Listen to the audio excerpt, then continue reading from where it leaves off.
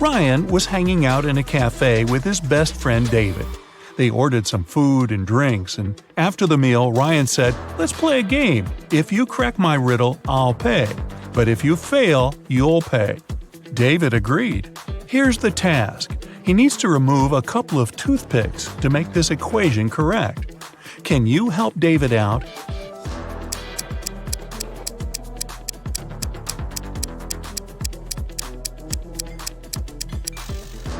Here's the solution. Ms. Green is a college teacher. One of her instructors, Rosie, has been cheating on tests multiple times. One day, Ms. Green lost her patience and told Rosie, "If you tell me a lie, I will expel you from college. And if you tell me the truth, I'll still expel you." So, what do you say? What can Rosie say to prevent her withdrawal?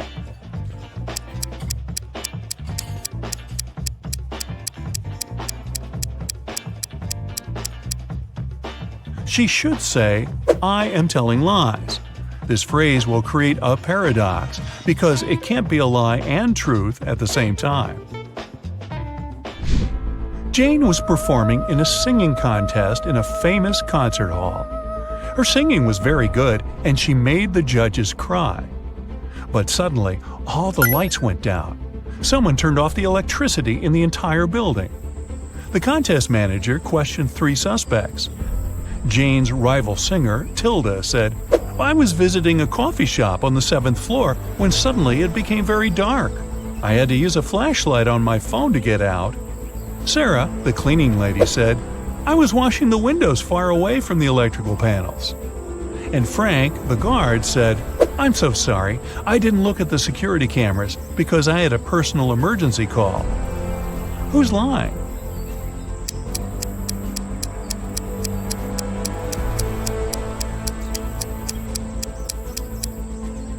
Tilda. This concert hall doesn't have a 7th floor. Peter landed in a foreign country. He opened a taxi app on his phone to get to his hotel. Unfortunately, the app didn't work. So Peter just went outside, hoping to find a driver. At the parking lot, he noticed 3 free cars. All 3 drivers were eager to give Peter a ride. Which driver should he choose?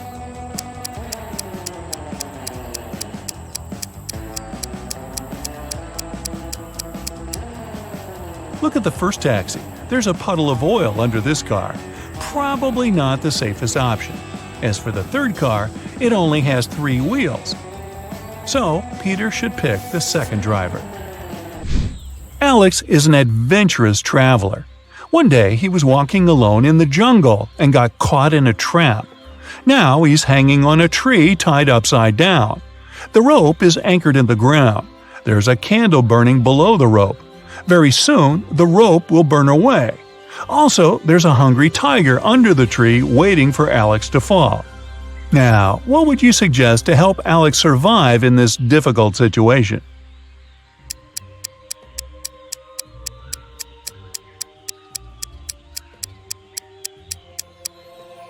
Alex should sing the happy birthday song.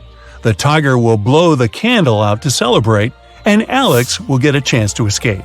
Now, don't complain to me, I just read these off the script. Mia came home from work late at night as usual. She lives with 3 roommates. When Mia entered her bedroom, she noticed someone had stained her favorite carpet. Mia got furious and questioned her roommates. Jessica said, "That's not my fault. I've spent all day chilling in my boyfriend's house." Helen replied, "Today I entered your room only once to bring clean laundry. The carpet was okay." And Fiona said, "I haven't been to your room for ages. I studied in the library all day." Can you guess who stained the carpet?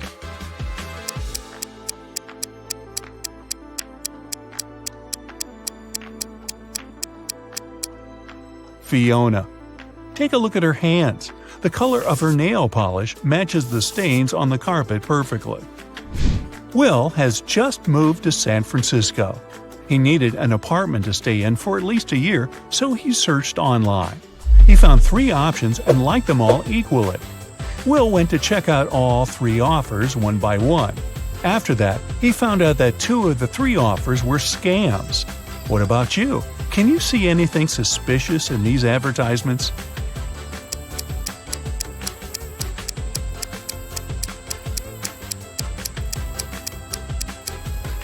Take a look at the sign on the second house. It says that this house will be demolished in 2 weeks. But Will was searching for long-term rent. The third apartment is on the 8th floor, but that's impossible because this building only has 7 floors. Therefore, Will should choose the first option. Someone locked Henry in a creepy basement. He looked around and noticed 3 ways out, but all of them were dangerous. The first passage is freezing. Anyone who enters it will turn into ice. The second is guarded by a huge cougar that hasn't eaten for 3 years. And there's a massive fire behind the third door. What passage should Henry choose?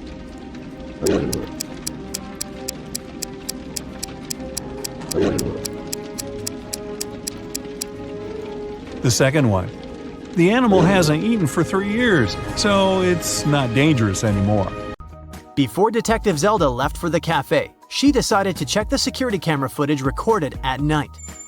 The mayor took her to the surveillance room. There were 3 different monitors, each showing the room from different angles. Detective Zelda realized only one of them was still recording live. The other 2 were showing fake images. Which recording is real and why?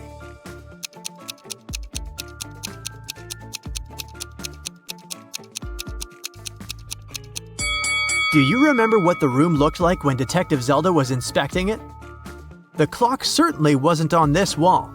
It was on the opposite one, so the footage on the first monitor is fake. The footage on the second monitor isn't real also. If you look closer, you'll see a moth flying around the room, but it repeats the same movement over and over again. That's badly edited fake footage, so it makes the footage from the third monitor the real one. Oh, yes. Detective Zelda rewound the footage and found the moment when the riddling man had broken into the room. He was covering his face, so it was impossible to tell what he looked like. Still, Detective Zelda managed to notice something that could help her find the criminal. Can you tell what it is?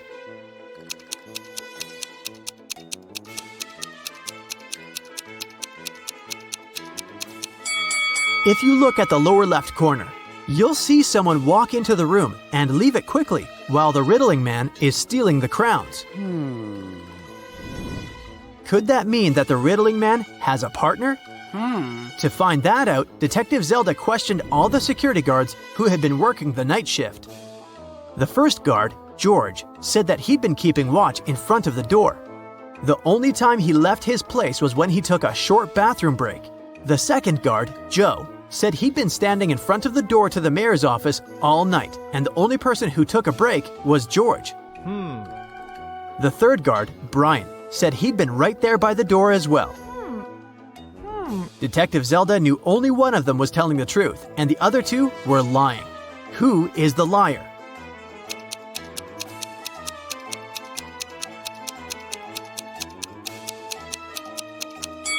Do you remember what the shoes of the man who entered the room looked like? White sneakers, and that's what Brian is wearing. So he's lying.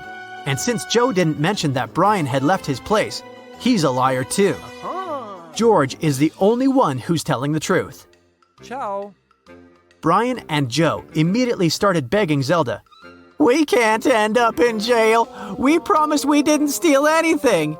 You have to believe us," Detective Zelda asked. "Then why did you lie?" They said that they had heard some noise coming from the room while George was away. They decided that Brian would check the room and Joe would keep watch. When Brian saw someone in the room, he got scared and ran out of there. He told Joe that he would rather lose his job than have something bad happen to him. As for Joe, he lied because Brian was his best friend, and he didn't want him to get fired. And since they never saw anyone enter or exit the room, they thought they were imagining things. After all, they were very tired. What do you think Zelda can do to check if the guards are telling the truth?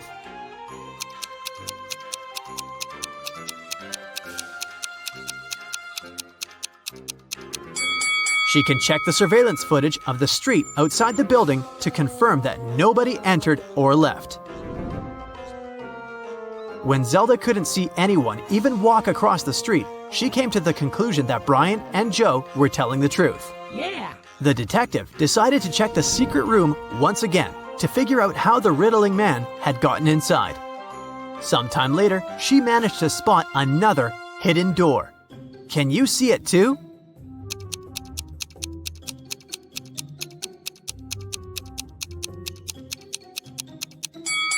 The bookcase is actually a door. Oh my god. She examined the door to figure out how to open it.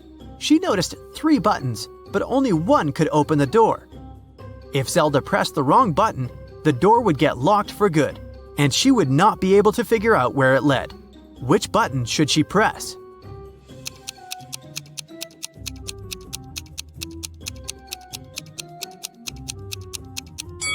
Take a look at the books next to the buttons. One of the titles is meaningless, while the others make sense. That must be an anagram, a word or phrase formed by rearranging the letters of another. When you rearrange the letters in the title, you'll get the second button. Detective Zelda pressed it, and the bookcase door opened. The woman saw a narrow hallway with stairs leading down. She took a step, and the door closed behind her back. She tried to force it open, but it wouldn't move. The only thing she could do was go down the stairs. She ended up in an underground pit. Inside, there was nothing but a shovel and a sign that showed her that she was around the pit. In the hole to the left, there were venomous snakes. The pit on the right was filled with poisonous gas. And on the ground right above her head, there was an angry dog with sharp teeth. What should she do?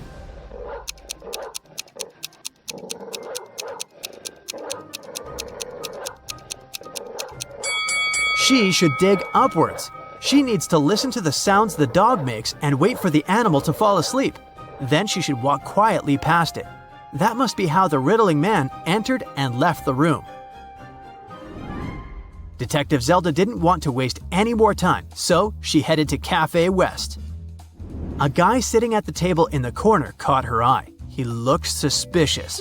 When Detective Zelda started walking towards him, he quickly wrote something on the newspaper he'd been reading.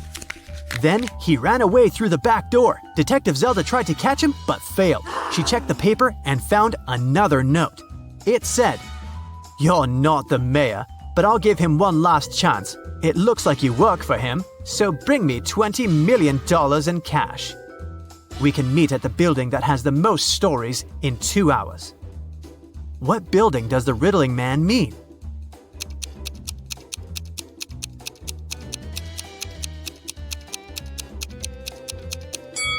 The library. Of course, Detective Zelda was not going to give him any money. She took an empty bag to trick him into believing she had the cash so that he wouldn't run away. Look at this man and 3 women attentively. Can you figure out which one of them is his real wife?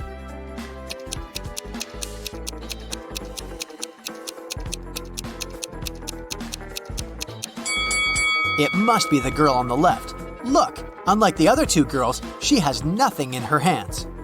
At the same time, the man is holding a purse, which, if we're honest, doesn't match his style at all. Ben and his girlfriend Amelie went to explore a cave and got lost. After some time, they came across 2 people, a guy and a young woman. The man, bearded and rough-looking, had a shovel in his hands. "I've been stuck here for a week. I know how to get to the surface, but I need your help. Come with me." The young woman exclaimed, "Don't trust him. He's a criminal." Oh no. Follow me. I've been stuck here for way longer than him, but I think I know where the exit is. Who should Ben and Amelie believe?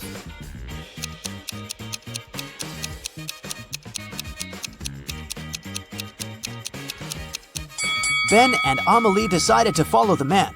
If the girl had been in the cave for so long, why did she look so tidy and have fresh flowers in her hair? Look at this image. Can you figure out who came from the past?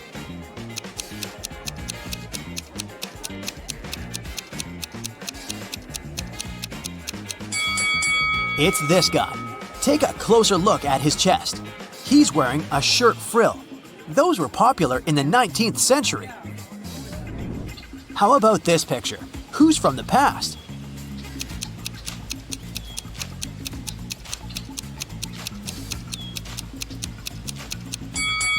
I bet it's this young girl. Look at her weird hat.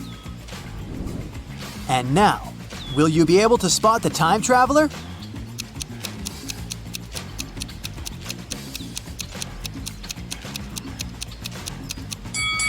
It's this lady. Have a look. She's wearing clogs. Nature photographer Lydia was out taking pictures of trees and flowers in the park. She stopped when she noticed some weird chemical smell in the air.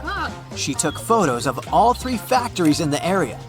When Lydia looked at the images later, she immediately realized which factory emitted toxic gas. Can you figure it out too?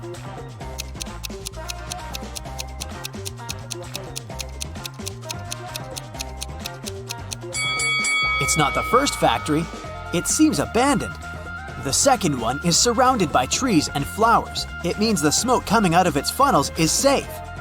It's the third factory that's the toxic one. The trees around it look dry and unhealthy, and the flowers have turned black. At the airport, a furious traveler claimed that the contents of his baggage had disappeared. When I got my suitcase, it was empty. I want compensation. After checking the passenger's info, an airport worker found out that he had indeed left London with a heavy suitcase. And now his bag was empty and a bit wet. But don't you think the whole situation is a bit suspicious?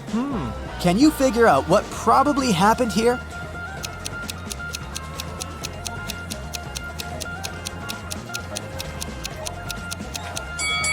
The passenger left London with a suitcase full of ice. During the flight, the ice melted and the water leaked out, and the man demanded compensation for his lost belongings. Lauren cooked 10 buckets of chicken wings for a family gathering, 1 for each guest. But later, it turned out that Jimmy hadn't gotten his portion. Someone had taken 2 buckets. Is it Uncle Patrick? He looks suspicious. Or maybe it's Lauren's son, Justin. He's wearing this creepy, knowing smile. Or could Jimmy himself hide his chicken wings to get another portion? What do you think? Where are the wings?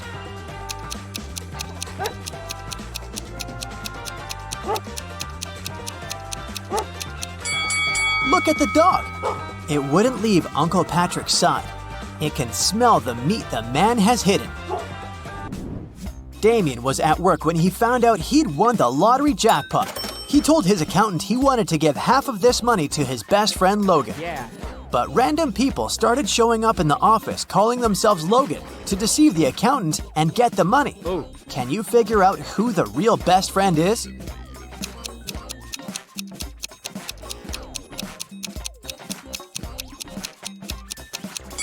It's the guy wearing a matching bracelet with Damien. Emily was standing on one side of the river, and Anna was on the other. Anna shouted to Emily to come and meet her, and Emily did that. There was no bridge across the river, but she crossed it anyway without even getting wet. Hello. How did she do it?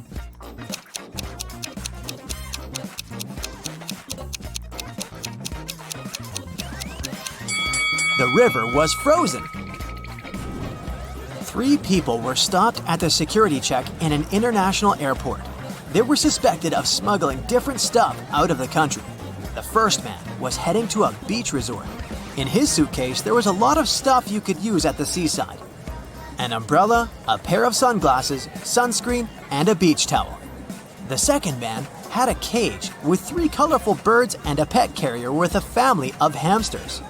He had all the necessary papers. The third man was traveling for business. In his bag, he had a suit, some documents, a toothbrush, toothpaste, and a bottle of expensive shampoo. Who's the smuggler?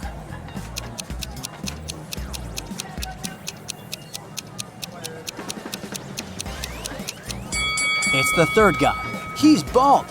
Why would he need this shampoo? 5 men were fishing in a boat not far from the shore. A big wave turned the boat over and all the men fell into the water. And still, not a single man got wet. How come?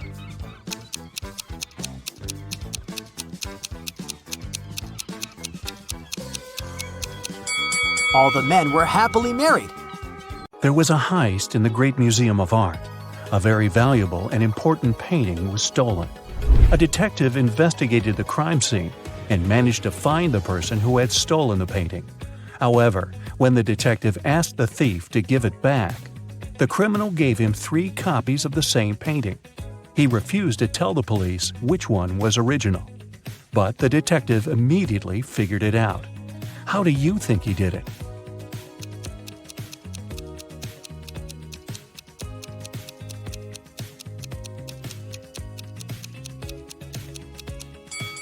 Do you see that each painting has a different frame? But only one of them is similar to the frames of other paintings in the museum. And since this museum is known to use the same style of frames, this one is the original painting. Jeremy was accepted to the best school of witchcraft and wizardry. One of the classes he had to take was about transforming into animals. 3 professors taught that class, and each of them specialized in transforming into one certain animal.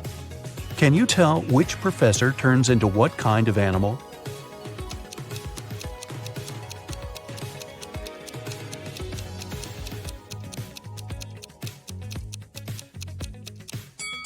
Do you see that the first professor has a forked tongue? She must transform into a snake. Have you noticed that the second professor has a lion's tail? Her animal must be a lion. And do you see bear claws the third professor has? Then he must turn into a grizzly bear. Tony was going to study abroad for 1 semester. He flew into another country, found his new dorm where he was going to stay, and unpacked his stuff. Then he called his parents to inform them he'd arrived. They asked him, "What time is it there?" Tony was pretty tired and jet-lagged, so he couldn't immediately tell what time it was. Can you help Tony figure out the time?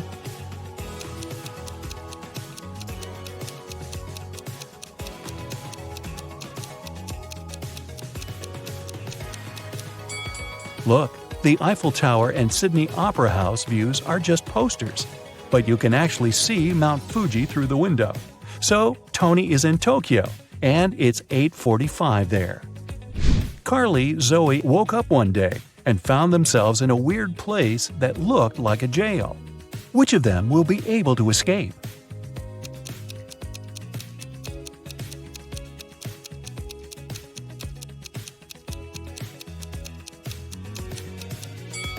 Carly can escape because the bars of her prison cell are made of wax. She'll be able to use the candle on the floor behind her back to melt them. Zoe can also escape. Do you see several rats in the corner that are munching on the bars?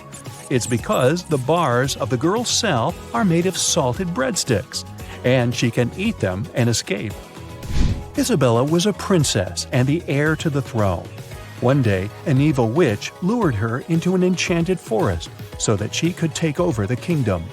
Isabella got lost, but fortunately, she had a magic pendant. The king's magician gave it to her some time ago, claiming it would help her find her way back if she ever got lost. She used the pendant, and 3 spirit animals appeared. The first spirit animal was an owl.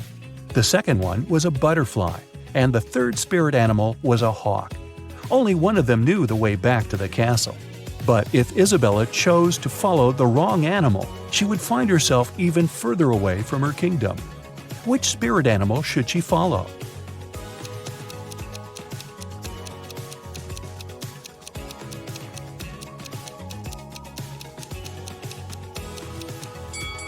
Have you noticed the kingdom banner in the throne room? It has a butterfly on it, so it's the official symbol of this kingdom. Isabella should follow the butterfly. Toby was a rich businessman. One day, he came back home from a dinner party and saw that somebody had broken into his house and stolen his expensive watch from his safe. He called the police. They investigated the crime scene and found 3 suspects. Gordon said that at that time, he'd been at home trying to make his teenage kids go to bed.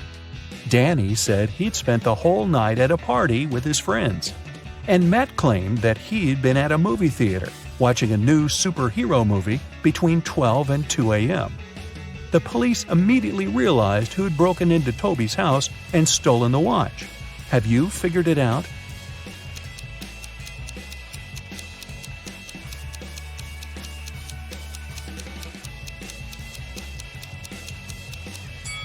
It was Matt. When Toby arrived home, it was 11:30 p.m., so it doesn't matter where Matt was between 12 and 2 a.m. Elliot was a crazy scientist who was obsessed with the idea of parallel universes. He dedicated his whole life to figuring out how to create portals to other dimensions. One day, he finally succeeded in building a portal machine. When he tried to test it, 3 portals appeared in front of him, and then the machine just blew up. And since he had meddled with the laws of physics, the universe where he lived started to collapse. The scientist had to choose one of the portals to escape through, and fast. The first portal opened to the universe in which Elliot was a supervillain. The second portal opened in the world in which the man was a ruthless king. The third portal opened on the planet where Elliot was an underwater creature. Which portal should he choose?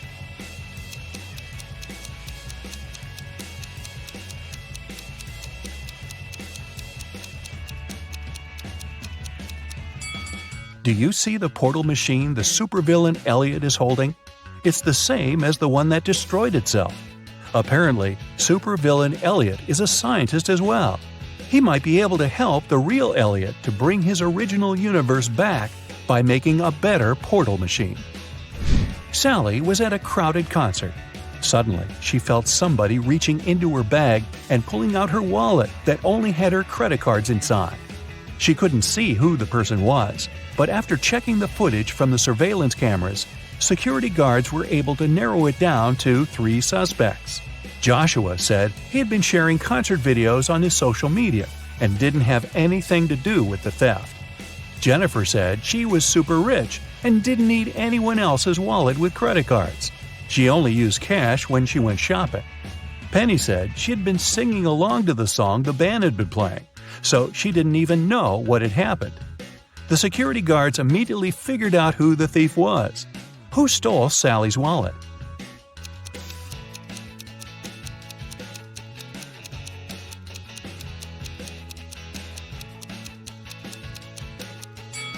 Nobody told Jennifer that the wallet contained only credit cards, but somehow she still knew it. She must have stolen it. Mary found a new job in another city, so she had to move. The realtor found 3 options for Mary to choose from and took her to see each of them. First, she brought Mary to apartment number 1, which was located downtown. Second, she took the woman to apartment number 2, which was within walking distance of a subway station. After that, she took Mary to apartment number 3, which was next to a grocery store. Which apartment should Mary choose?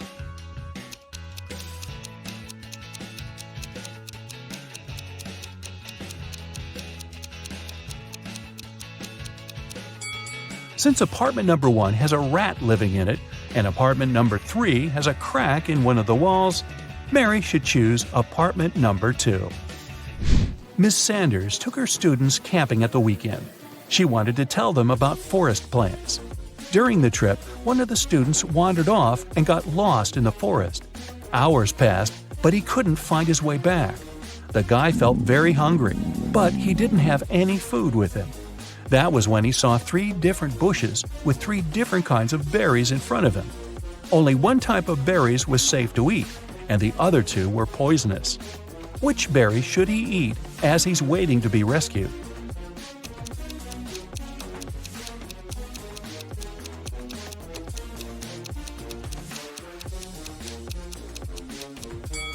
Remember the poster that was in the classroom? It stated that these 2 kinds of berries were poisonous, so only these ones are safe to eat. Sandy was driving across the country to visit her family. She was tired of being on the road and wanted to take a break. She saw a diner and stopped there to have something to eat and rest. The diner looked empty, old, and dirty. The waitress told her there were only 3 meal options to choose from and asked her which one she wanted to eat. So, which one looks safe to eat?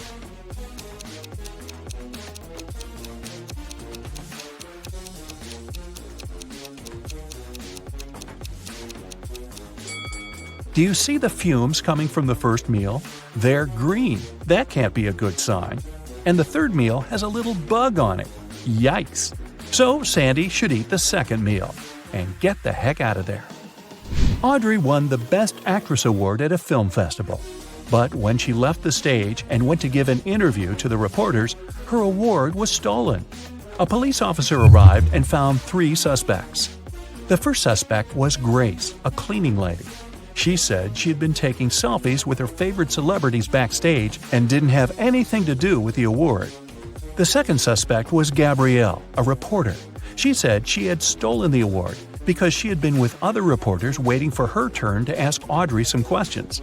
The third suspect was Catherine, an actress. She said she was not the one who had stolen the award because she'd been among guests watching the show. Besides, she already won the Best Actress Award last year. The police officer knew who was lying. And you?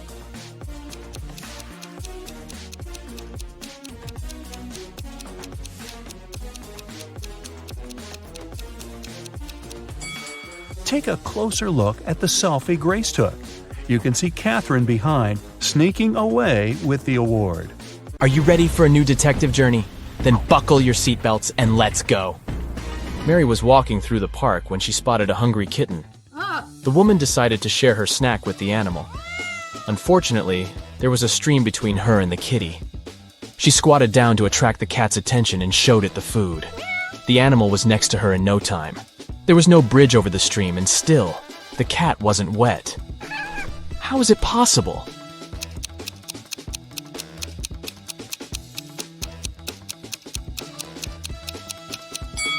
It happened in the winter and the stream was frozen. In a lake, there is a patch of lily pads. Every day, the patch doubles in size. If it takes 48 days for the patch to cover the entire lake, how long will it take for the patch to cover half the lake?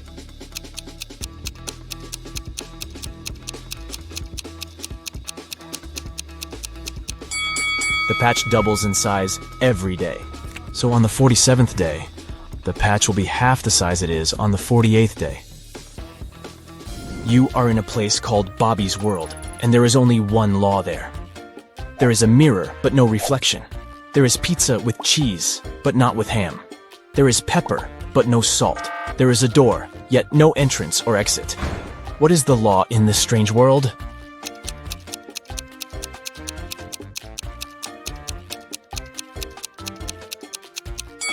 Everything in Bobby's World must contain double letters in its name.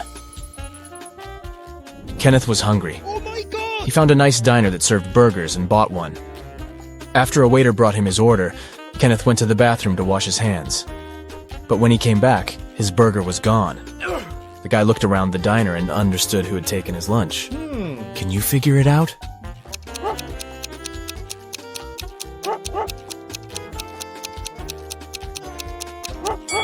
It's the young woman with a dog sitting at her feet and sniffing the air. If she was just drinking coffee, which is what she's pretending to do, the dog wouldn't be so interested in her. Look at these two guys. One is big and burly, and the other is short and thin. They're in a cafe, drinking identical drinks. The shorter one gulps his drink down in one go and leaves. The other man sips his drink slowly. Then he falls to the floor and is taken to a hospital. Can you explain why it happened if they had the same drinks?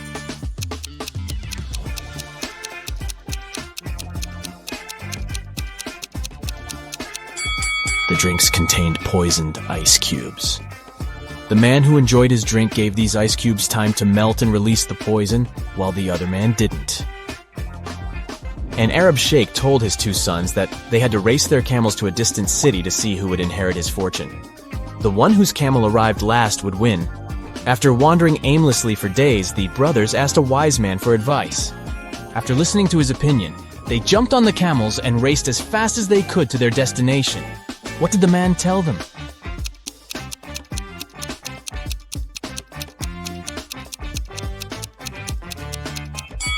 The wise man told them to switch their camels. Look at these two guys. They're wearing similar clothes, both holding coffee cups, and in general, seem to be perfectly okay. But one of them is a werewolf in disguise. Which one?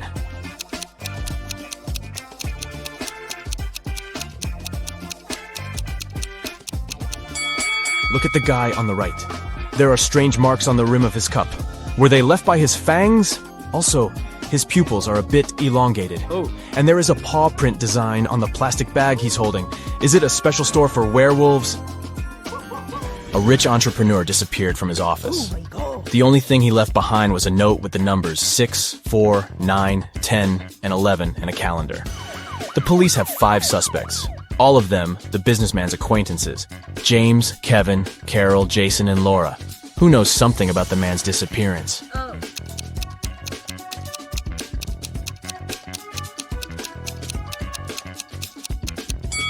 Jason. The numbers mean months of the year, and the first letters of these months make up his name, Jason.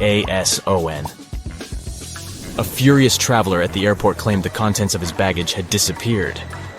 When I got my suitcase, it was empty. I want you to compensate for what I've lost. After checking the passenger's info, airport security found out that he had indeed left London with a heavy suitcase, and now his bag was empty and a bit wet. The whole situation was suspicious. Can you figure out what happened?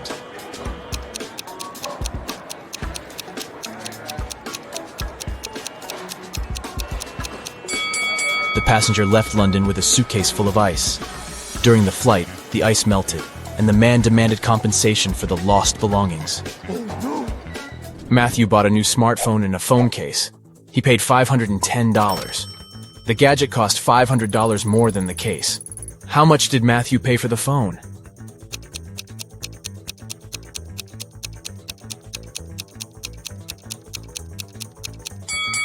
He paid $505. Last night, on a full moon, several people disappeared in the city. Locals believe that the kidnapper was a werewolf, and you are invited to investigate this case. There are 3 suspects, Jack, Levi, and Luke, but all of them have alibis. Jack was walking with his girlfriend near the river. Levi was choosing a silver ring for himself in the mall. And Luke, who is a museum guard, had a night shift at work. Which guy is guilty?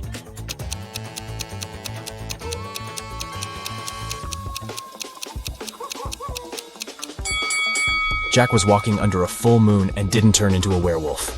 Levi wasn't afraid to put on silver rings. The werewolf and potential kidnapper is Luke.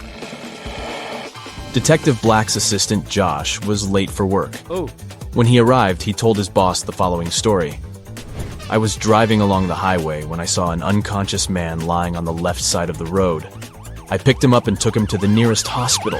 Finally, he came to his senses. He told me he had been pushed out of a moving vehicle, but the bag with all his money and documents was left inside. Strangely, Detective Black told Josh that the man had lied to him. How did he figure it out?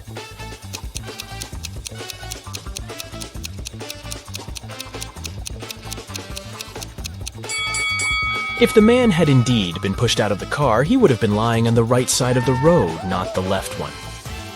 Criminals caught 3 men and locked them in a basement with only one window, high above the floor. The men decided that at least one of them needed to escape and warn the police. The men stood on each other's shoulders, but the one on the top still couldn't reach the window. But then they did something, and one of them managed to escape. Can you figure out what they did?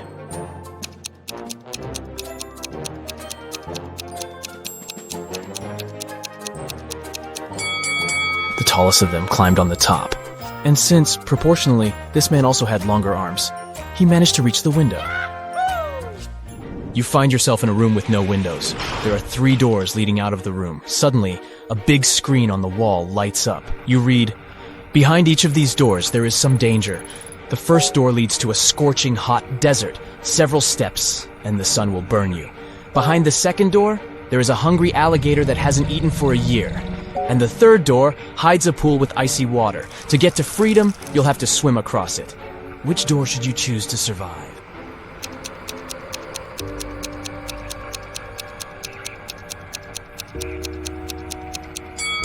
Alligators can indeed go without food for up to 3 years, which means that the creature behind the second door is hungry and dangerous. Freezing water can cause cold shock in an unprepared swimmer. That's why you should choose the first door. You just need to wait for the sun to go down and walk through the desert. Oh, yes. James came to a cafe to drink coffee. But when a waitress brought him a cup, the man found a fly in his drink. He called the waitress and told her to bring him another coffee. She did, But when James took a sip from his cup, he got really angry and asked to call a manager. He complained that the waitress had brought him the same coffee. How did he understand it?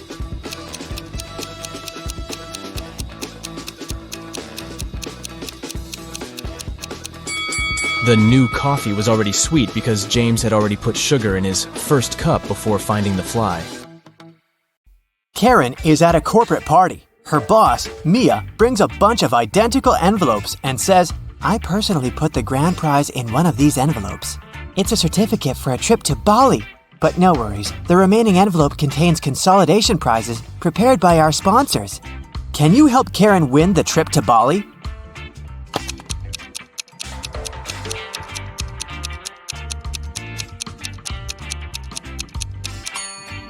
There's a lipstick print on this envelope. Mia has a similar lip color. She said that she had personally packed only one envelope, so the grand prize should be here. The day of Karen's flight to Bali has finally come. She calls a taxi to the airport. Soon, 3 identical taxis arrive at her porch. But only one of these drivers can actually give Karen a safe ride. Can you guess who?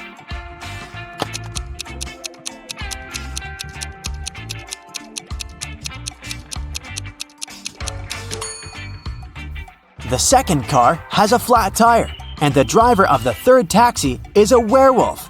Take a look at his claws. It's a full moon, so he'll turn into a wolf soon. Therefore, Karen should choose the first taxi.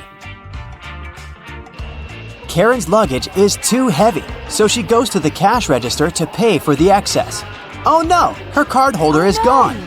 Karen asks 3 people standing nearby, "Have you seen a pink card holder?" The cleaner says, "I found 2 lost wallets today, but none of them look like yours." The cashier says, I was busy with another customer, so I didn't look around. and another passenger says, "Don't waste time, honey. Block your cards as soon as possible." Who stole the wallet?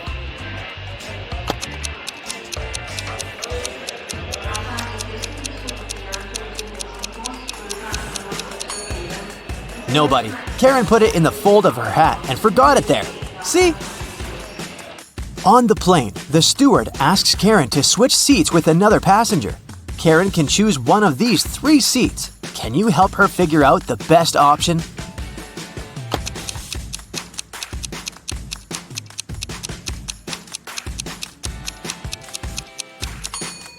This man has very long legs, so he'll probably kick the back of Karen's chair all along.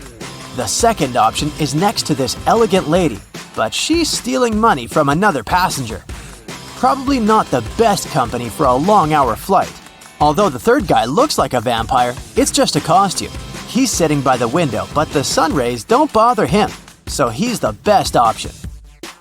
Karen arrives at a fancy hotel in Bali.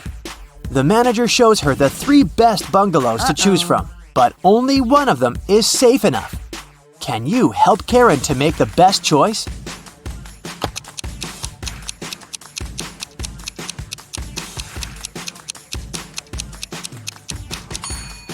The first bungalow doesn't have a door, which makes Karen an easy target for robbers and mosquitoes.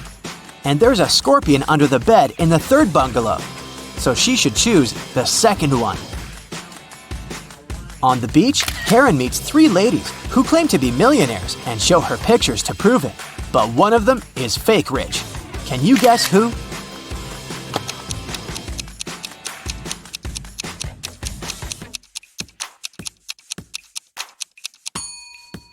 It's the first lady. She's just modeling for an electric toothbrush commercial, so her luxury is artificial.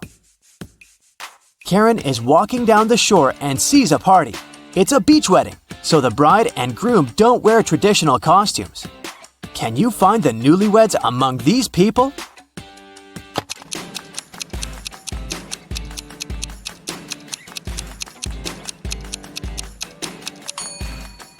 Take a look at the cake. The letters say Harry plus Amy. This lady is wearing a necklace with the name Amy, so she's the bride. And now, look at the flower garland around her neck. Only one person is wearing the identical garland, this guy, so he's probably the groom. Karen spots her former classmate, Tom, among the guests. He's talking to a strange lady. The lady is wearing a hoodie and standing with her back turned to Karen, so Karen can't see her face. Tom and the lady leave together and hide from everyone on the roof of the beach restaurant where the party takes place. Later that night, Karen also visits the roof.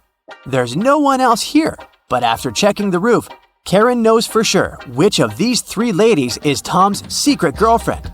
How did she know?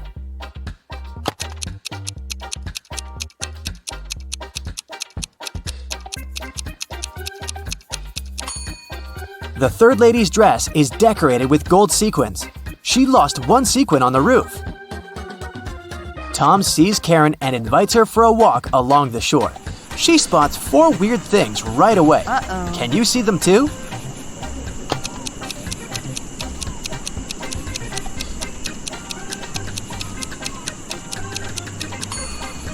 A mermaid is hiding in the waves.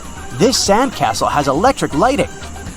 Tree branches flutter in the wind to the right, but the flags to the left. And finally, the moon has a creepy face. The next morning, Karen goes to the buffet breakfast. She wants to get a smoothie, but there's no information about the ingredients in English. Unfortunately, Karen is allergic to strawberries. Can you figure out which smoothies are safe for her?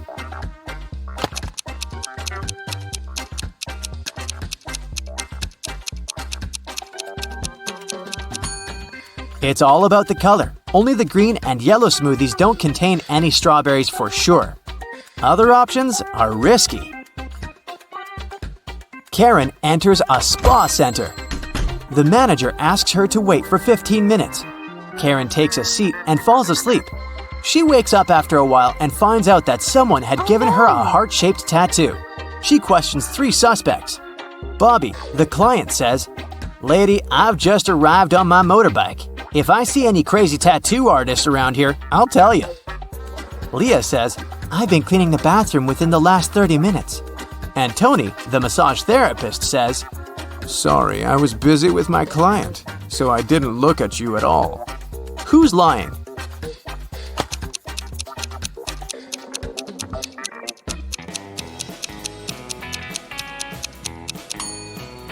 Bobby.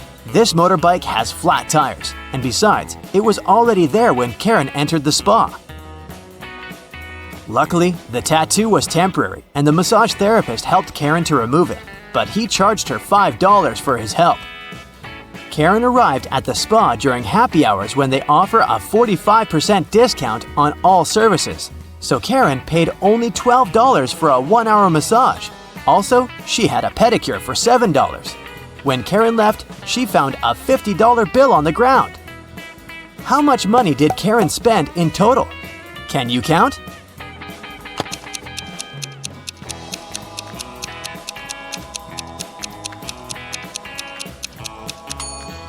Karen spent a total of $24.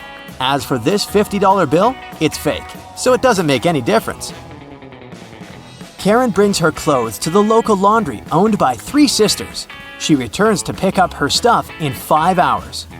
Unfortunately, someone has burned her favorite dress with an iron. Karen gets furious and questions the sisters. Mia says, "I didn't iron today. It must be Pia." Pia says, Nah, I was planting roses in the garden all day. It must be Gia.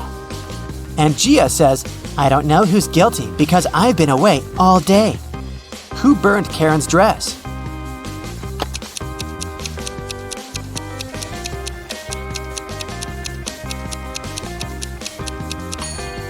It was Pia. Take a look at the garden. Can you see any roses? Exactly. Karen returns to her hotel room and finds a huge bouquet in a vase. The note says, "Love, your secret admirer." Karen calls the reception to find out more. The manager says, "One of the hotel's male guests ordered the flowers, but I can't reveal his name." Only 3 male guests stay in this hotel at the moment: Hans, Jacques, and Will. Karen meets them all at the beach and spots her secret admirer right away. Do you have any clue who it might be?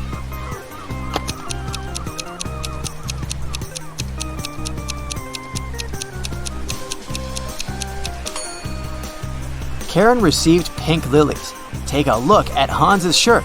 It has a print with pink lilies. He loves these flowers, but this doesn't prove anything. Will has a tan line from a wedding ring, and he's taking pictures of his wife surfing. But Jacques is writing in the sand, and his handwriting looks suspiciously similar to the love note. Spotted! Karen and Jacques go for a walk. He brings her to a pier with 3 boats. Jacques says, "If you manage to guess where my boat is, I'm going to give it away to you. Can you help Karen find the right answer?"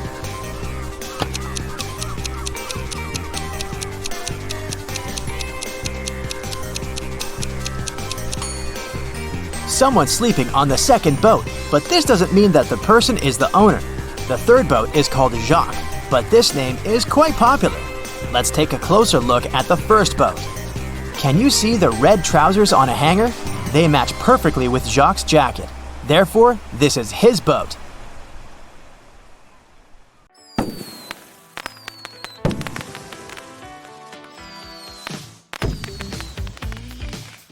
Vicky has as many brothers as sisters, but each of her brothers has only half as many brothers as sisters.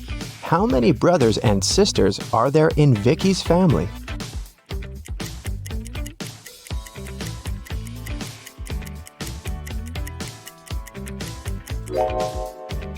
The correct answer is 4 sisters and 3 brothers. The key to solving this is to keep it simple. Just count the sisters and brothers in total and in terms of their own number of siblings.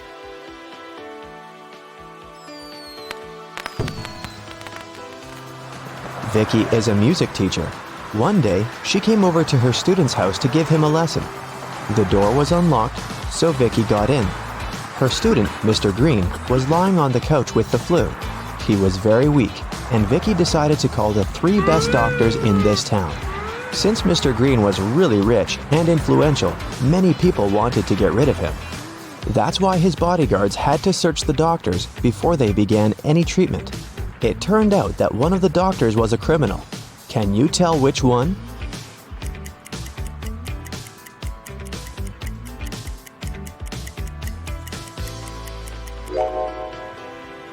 This guy. Why does he need an axe? Mr. Green got well and returned to his business duties. He runs a small company producing expensive diamond rings. On Friday, when the working week was finally over, he got a call from his bank. Mr. Green found out that someone had stolen all the money he had. He suspected that it might have been one of his employees, so he asked each of them what they'd been doing that day. Helen, the jeweler, said she always made 2 rings a day and showed all the rings she had made that week. Jesse, the sales manager, said that he had been busy meeting with the clients. And Amber, the cleaner, said that she'd been cleaning the office every day as usual, and she didn't notice anything suspicious. Who lied?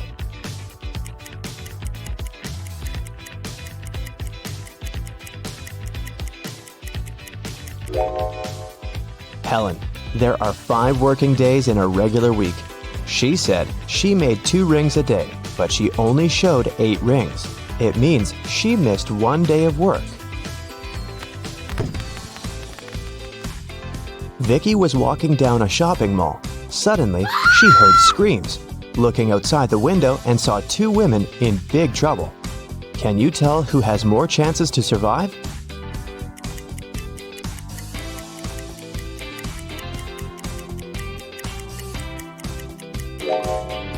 Look at this lady's hand. It's made of metal. She's a robot, so she'll more likely survive this adventure.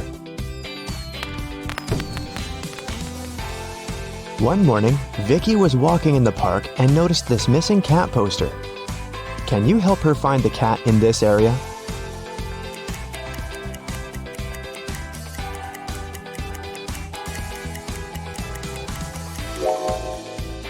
It's hiding in this old lady's bag.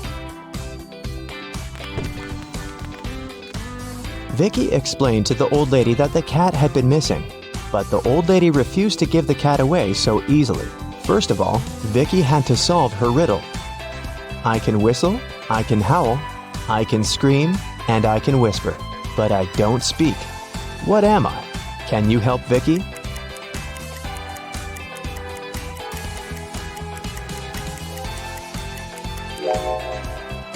The correct answer is wind. After getting the cat, Vicky headed to its owner's home. She walked through this beautiful park. Can you spot what's wrong here?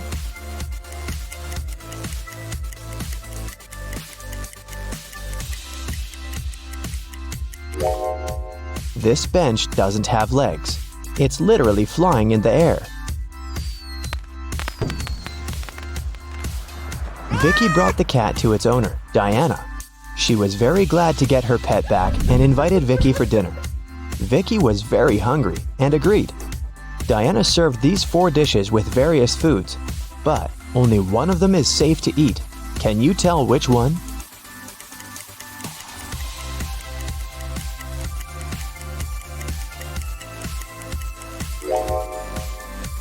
The coconut cake is sprinkled with some human nails. If you look closely at this tomato soup, you'll notice some metal nails.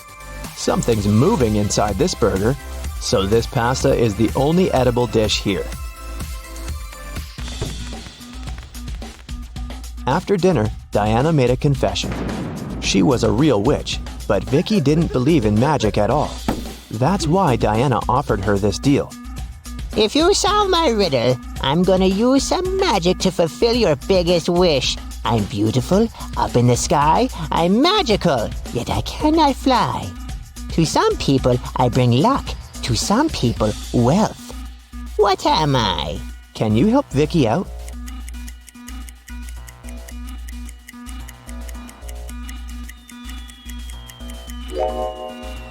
The correct answer is rainbow.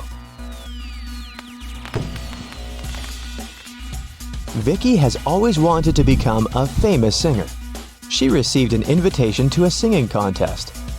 Vicky sang beautifully and won first place. After the performance, she drank a glass of water backstage.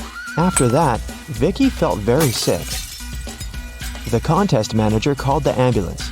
Doctors said that someone had poisoned Vicky. The police questioned 3 suspects and searched their bags.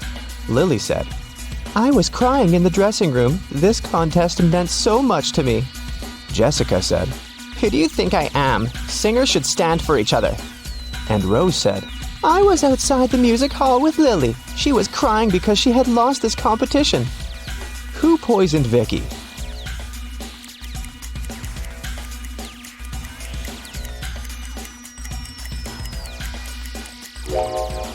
Lily said she was in the dressing room, while Rose said that they had been outdoors. Therefore, 1 or 2 of them are liars. But only Rose carries toothpaste but no toothbrush in her bag. That's pretty suspicious. When Vicky got better, she checked her mailbox and saw 3 messages from different music producers. Tom offered her a tour in Europe. Ryan offered Vicky to work on her first album at his record company in New York. And Joanna sent this invitation to participate in a TV show. But only one of these offers is real. Can you help Vicky make the right choice?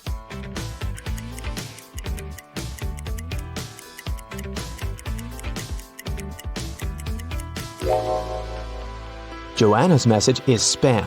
She doesn't mention Vicky's name anywhere, and the text includes a suspicious link.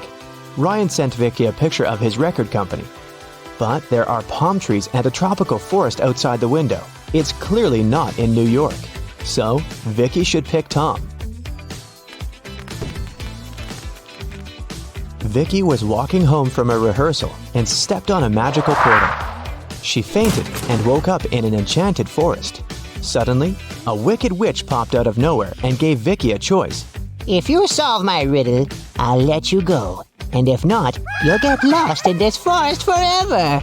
Here's the riddle. I can be flipped and broken, but I never move. I can be closed and opened, and sometimes removed. You can seal me with your hands. What am I? Unfortunately, Vicky failed to crack this riddle. And what about you?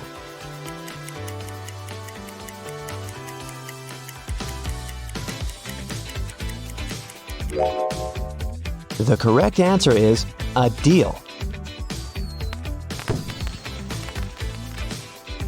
The wicked witch left Vicky alone in the forest. Vicky searched the area and found 3 paths leading to the nearest village. The first path goes through hungry wolves. Giant mutant plants are waiting in the second path. They eat all mammals, including human beings. And the third path is covered with a bunch of bugs and worms. Which way should Vicky go?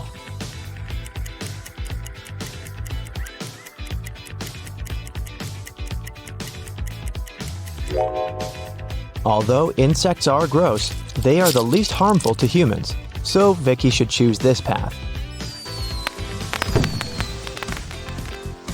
Vicky got very hungry and decided to find some food in the village. When she came closer, she realized the gates were locked. Can you help her guess the right code?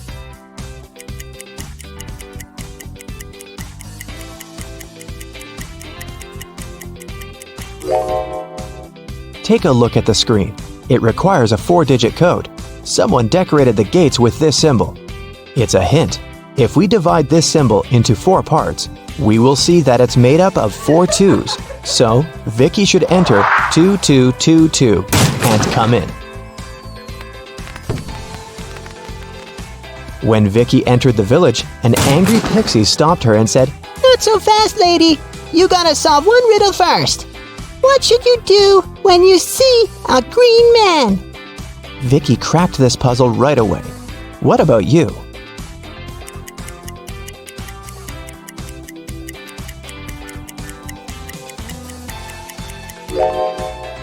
You should cross the road.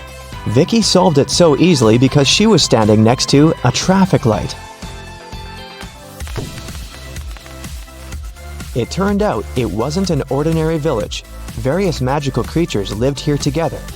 Vicky entered the local club and asked for some food. But the owner, Werewolf Fred, said, "If you want to eat, you gotta work." Now Vicky's job is to check the guests' ID cards. She shouldn't let suspicious persons or those under 21 get inside. Take a look at these 3 ID cards and figure out who shouldn't enter the club.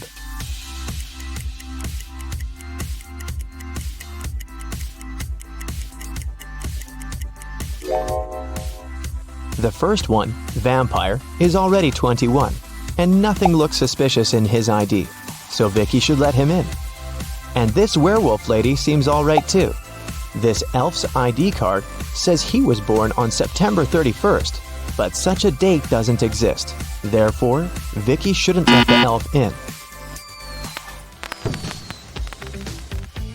After work, Vicky went to the local supermarket to buy some food. She saw 2 attractive young ladies eating street food there. Can you tell which one of them isn't human?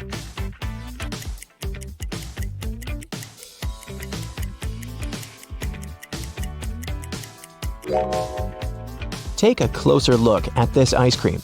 Raw meat? This lady is definitely a werewolf. Vicky liked this village and decided to stay there. She met the love of her life, and 2 years later, they got engaged. Today is her wedding day. Can you guess who her husband is?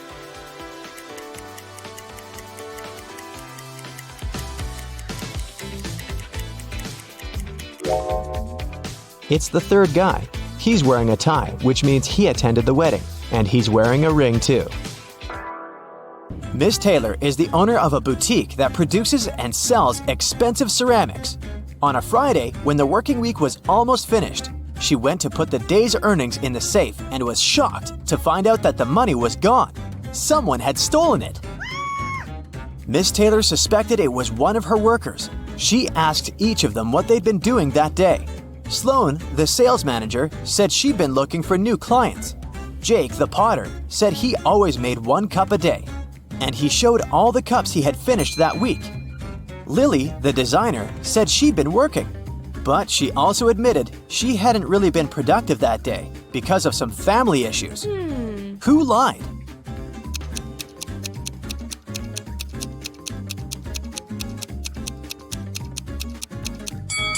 Jake. There are 5 working days in a regular week. The man said he made 1 mug a day, but he only showed 4 mugs. It means he missed 1 day of work. Probably the day he needed to steal Miss Taylor's money. 2 cars, blue and red, started traveling on the same highway at the same time. The blue car is going at a speed of 60 miles per hour, and the red car is going 40 miles per hour. However, after some time on the road, they come across each other at one point. How is this possible?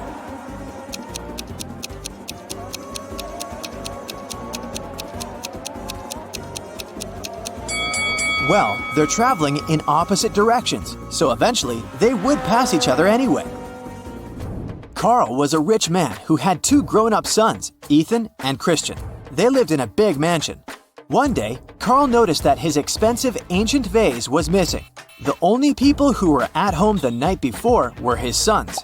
He didn't want to involve the police, so he decided to interrogate the guys himself. He saw Ethan driving through the gates. He was back from his daily visit to the gym.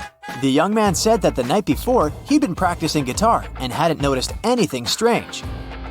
Then, Carl met Christian near the pool.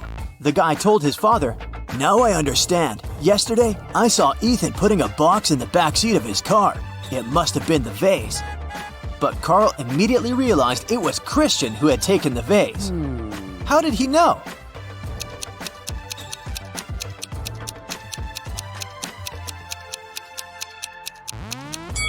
Because Ethan drives a sports car. It only has 2 seats.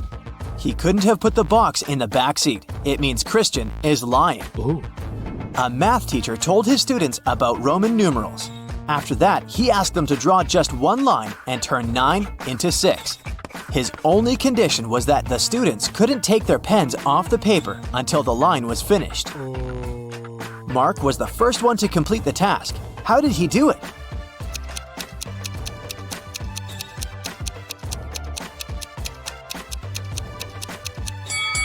He drew the letter S in front of I, X, and got 6. There's a patch of magic grass in a field, and it doubles in size every day. If on day 1 it's just a patch of grass, on day 2 it's twice bigger, and so on. It'll take 10 days for the grass to cover the entire field. How long will it take the grass to cover half of the field?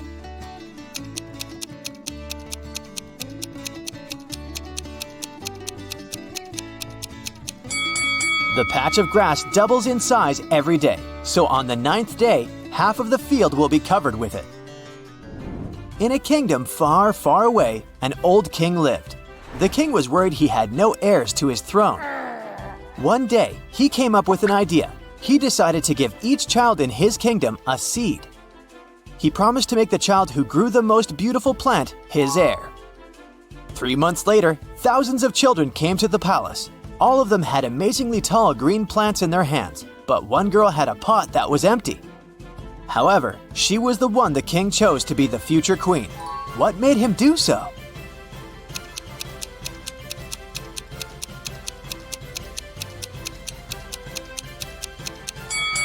It turned out that the king had given the children fake seeds. The girl turned out to be the only honest kid. Driving through the country to visit their family. One day, late at night, they were on a lonely country road. That's when a powerful storm broke, and their car tire burst. They had to leave the vehicle to find help, but there was nothing, and no one around. Sometime later, they came across an old and spooky mansion that seemed abandoned, but the guys decided to try and see if anyone lived there and could help them. They arrived at the mansion gate. On a metal address plaque, it was written, "The House of Riddles." Gemma and Andy got suspicious, but they desperately needed shelter from the storm and some help with their car. So they decided to enter. But the gate was locked. There was a digital security keypad on it and nothing else. Suddenly, they heard a sound coming from the gate intercom. A voice said, The answer to this riddle of mine is the password you need to unlock the gate. I sleep by day and fly at night, but I have no feathers to aid my flight. What am I?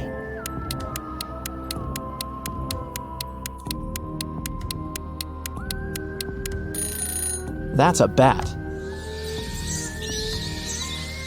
When the guys arrived at the door, they saw there was something engraved on it. Stop right there, wanderer. Don't knock on the door just yet. For if you knock more or fewer times than you should, that you're gonna regret. Here's your second riddle. I am an odd number, but I become even if you take away a letter. What am I? Gemma and Andy realized that the number equaled the number of times they had to knock on the door for it to open. Can you help them figure out the correct number?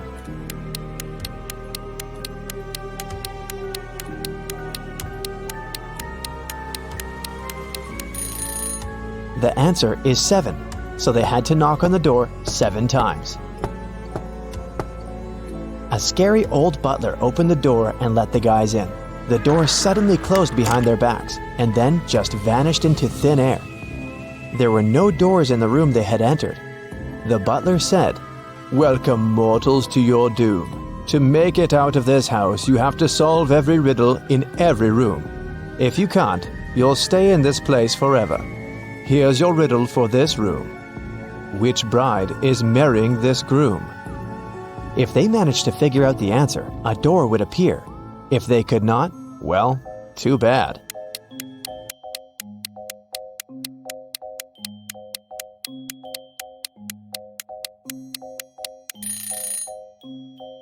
Do you see the shadows behind them? The third bride's shadow is holding hands with the groom's shadow. They're in love, so she must be his chosen one.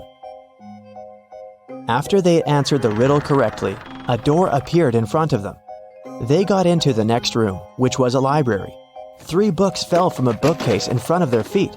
Then they heard the butler's voice echoing, "You have to open one of these books, but choose wisely, because whatever creature the book mentions, it will appear here." If Gemma and Andy opened the first book, a venomous basilisk would come out. If they opened the second book, a giant piranha monster with razor-sharp teeth would appear in the library. If they opened the third book, a fire-breathing dragon would charge at them. Which book should they choose?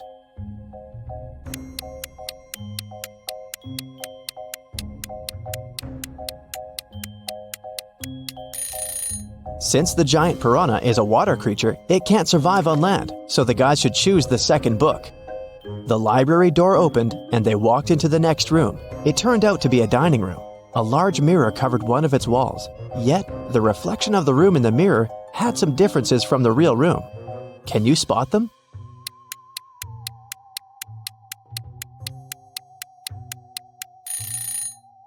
The reflection of the deer statue in the mirror has more antlers.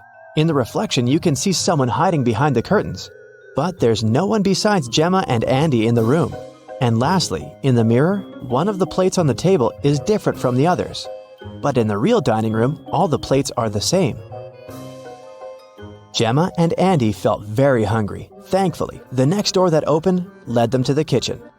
There were 3 different chefs inside. The first chef was a zombie, the second one was a vampire, and the third chef was human. Each of them was holding a pie in their hands, but only one pie was safe to eat. Which one?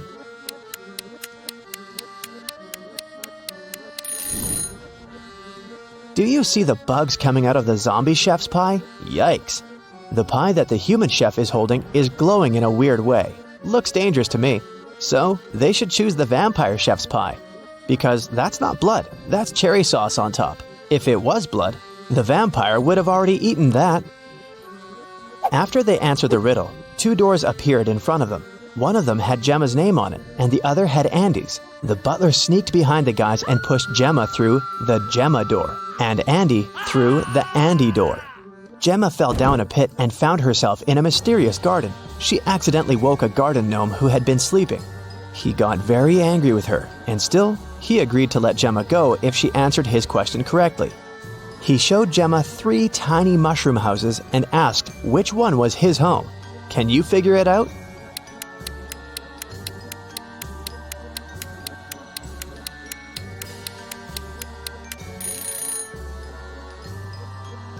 Do you see the flower on the gnome's hat?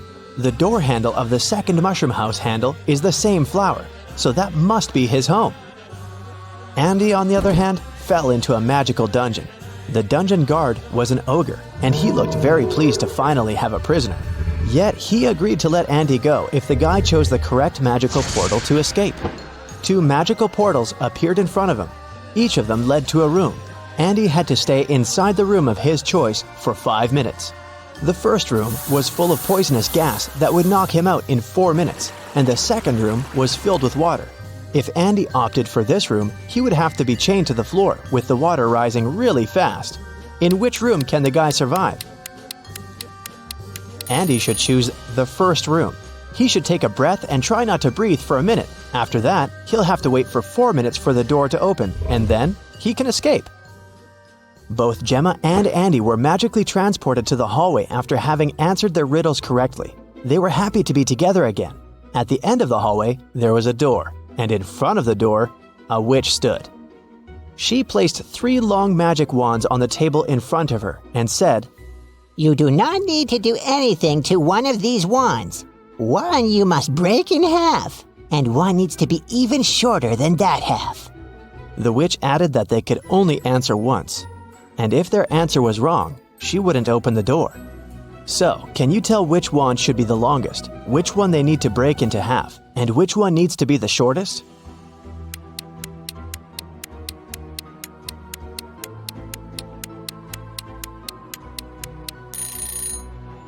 Do you see those spiders hanging from the ceiling? Since the door is shaped like a spider, they must be giving Gemma and Andy a hint. The silk thread that the first spider is hanging on is the shortest, so the first wand needs to be the shortest. The silk thread that the second spider is hanging on is the longest, which means that the second wand needs to remain as it is. And the silk thread that the third spider is hanging on is of a medium length, which means that the guys need to break the third wand in half. The witch opened the door and Gemma and Andy entered a bedroom. 3 spirits were floating inside. Each of them claimed to be the owner of the mansion. Gemma knew only one of them was telling the truth. Who is it?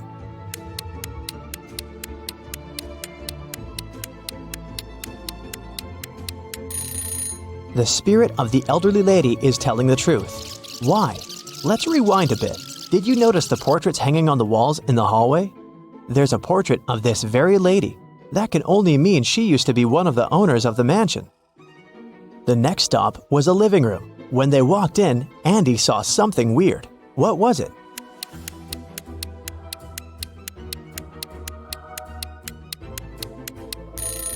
A face appears and disappears in the fireplace.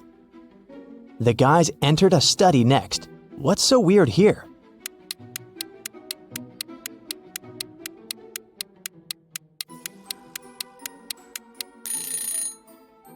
The fingers of this medieval knight's armor are tapping on the sword. The next room was a guest bedroom. What's weird here?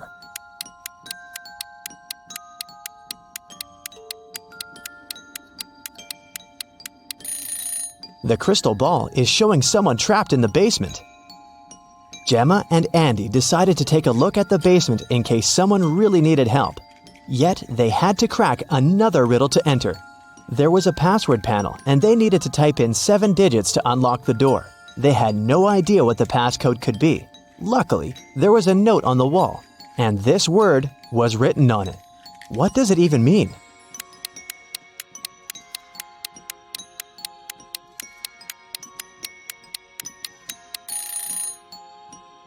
Turn the note upside down. What do you see now? The letters look like numbers, right? So the passcode is 1837837.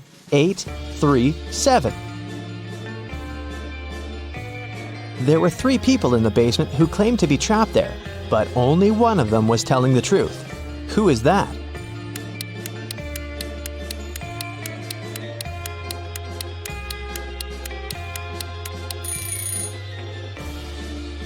Do you see the stitches on the elbows of this lady? She's a creepy ragdoll, so she's lying. And this man has claws instead of fingers. He must be a shapeshifter or something. Then it must be this guy who's telling the truth, so Gemma and Andy took him with them. After the guys answered every riddle in every room correctly, the butler appeared again. Thank you, travelers. Now you're free to go, but this you must know. All of us in this house are cursed. Answer this one last riddle for the curse to be reversed. Once we are finally free, we'll help you with your car too. You'll see. There are 9 people in front of you. One of them is a monster who cursed us. Tell us who.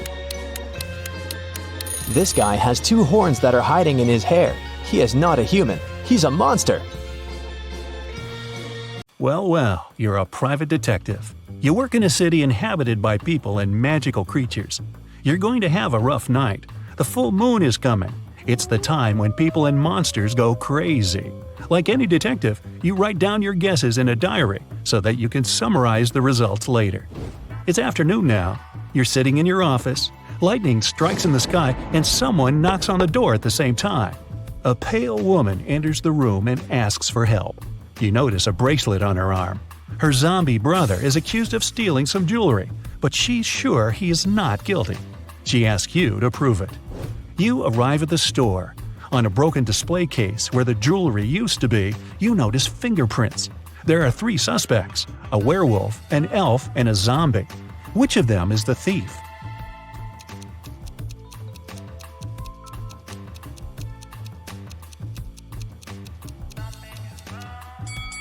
The elf. The zombie has skeleton hands, and the werewolf has hairy paws. Only the elf could leave human-like fingerprints. You drive through the streets and see a group of suspicious people standing by the riverbank. You stop and get out of the car. The people notice you and sprint in the opposite direction. You run after them on the sand along the water, but can't catch up. You look around but don't see anyone. Then you figure out it was your hallucination triggered by long sleepless nights. How did you figure that out?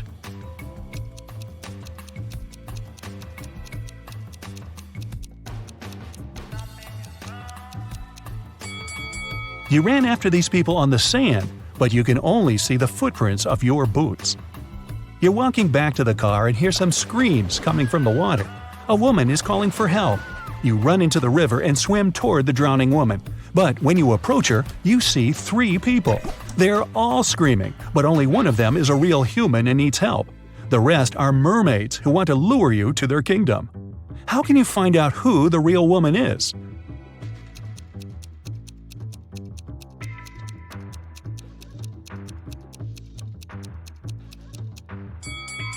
Dive and check who has a fishtail. You save the woman and go to the car. It starts raining. You don't want to catch a cold, so you decide to change your clothes in your apartment. But suddenly, you hear someone scream for help outside. You run out of the apartment and forget to lock the door. A woman is crying in the street. She's standing near the road. In the distance, you can see a car leaving at high speed. The woman says her new car has just been stolen. You get into your vehicle and start chasing the criminal. The suspect gets out of the car and runs toward an abandoned house. He climbs over the fence and disappears inside. You go there after him. In a small hall, 5 zombies are walking in different directions. But zombies don't drive cars. One of them is the thief pretending to be a zombie. Who is it exactly?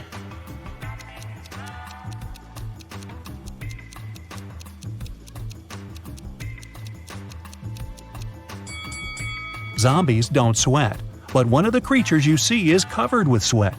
That's because it's the criminal who has been running away from you. You walk through the streets. There's a warning on a post about lizard people charging at the inhabitants of the city. You remember investigating this case, but you couldn't find these reptiles. Now you need to go to the park. For several days, a large werewolf has been scaring the residents there. You know that the werewolf has a wife, and she is the only person who can calm the monster down and help him return to his human form. You have found 3 girls. Each of them might be the werewolf's wife you're looking for. You ask his wife to approach him, but none of the girls admits she's the one you need. So you have to make your own choice.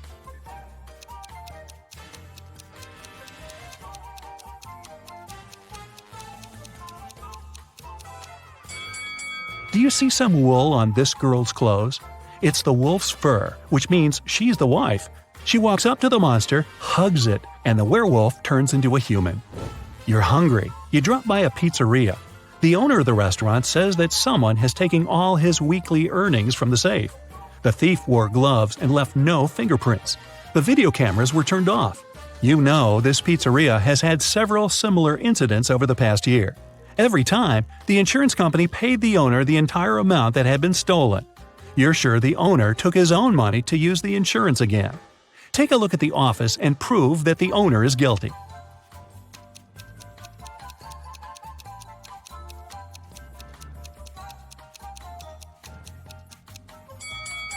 Look at the air vent. Behind the grated hatch, You can see the bundles of the stolen money you've been looking for. There's a long night ahead, and you're feeling sleepy. You go to a small cafe to get a coffee. You give the money to the saleswoman and take the cup with the drink. You take a sip and realize the woman is in danger right now. How do you know that?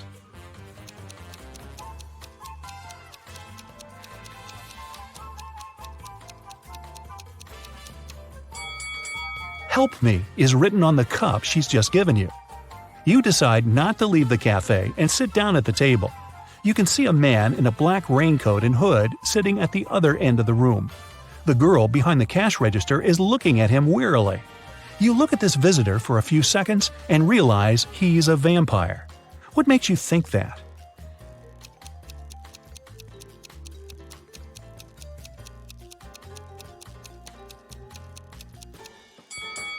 It's night outside. You can see your reflection in the window. The hooded man is sitting by the window too, but isn't reflected in it. He's a vampire.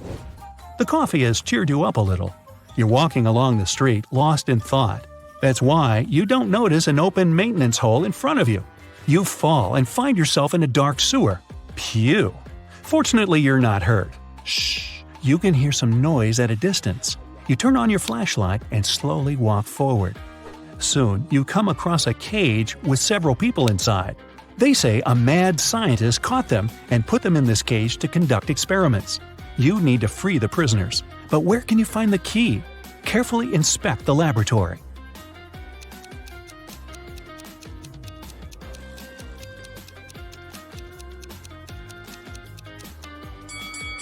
One of the jars with chemicals standing on the shelf has a key inside. You take it out and are about to open the cage, but the scientist returns. He tells you not to do this. The people inside are actually mutant lizards. The scientist admits that he accidentally turned regular crocodiles into humans. The scientist managed to catch these monsters and put them in this cage. He's going to turn them back into reptiles and let them go. The prisoners say they are humans, and the scientist lies. Who do you believe?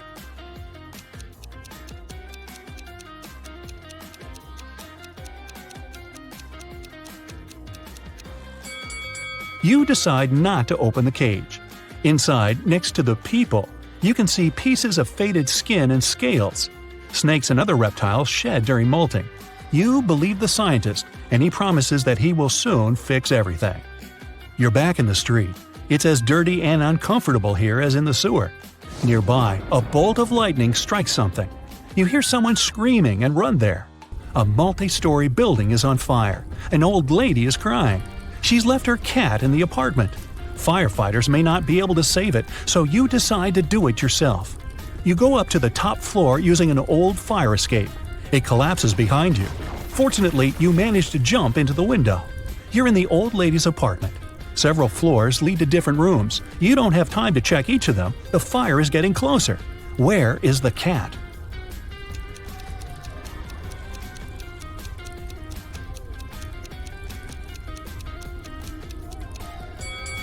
That door is scratched at the bottom. Those are claw marks. The cat must be there. You open the door and see a big black cougar. The fire is everywhere, and you can't go out through the main entrance. There is a window leading to the backyard and a fire escape. Where will you go?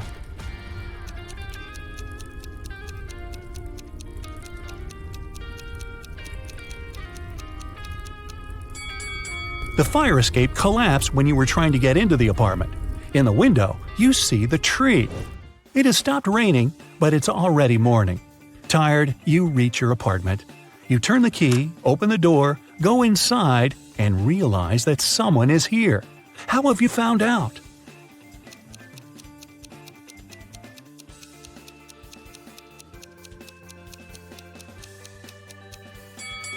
You were in a hurry and forgot to lock the apartment door while leaving. Someone got in and locked the door from the inside, and you had to use the key to open it. You see a human silhouette standing in the shadows and realize that you know this person. Who is it?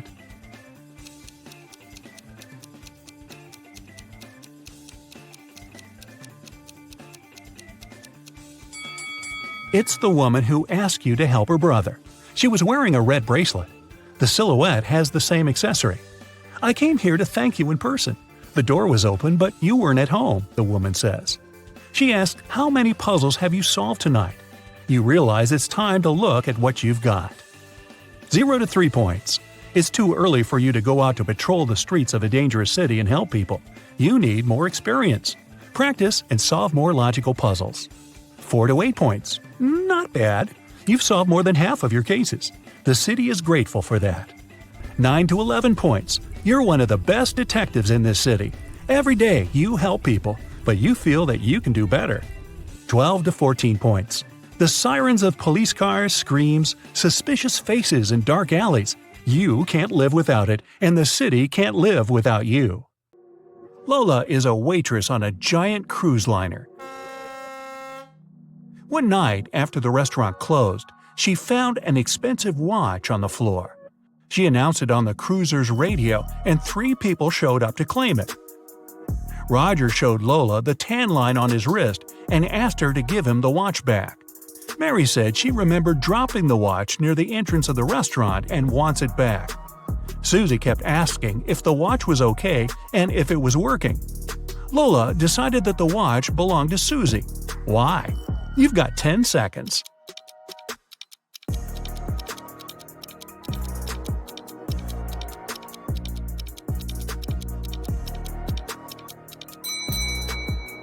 Roger's tan line on his wrist is too small compared to the watch Lola found.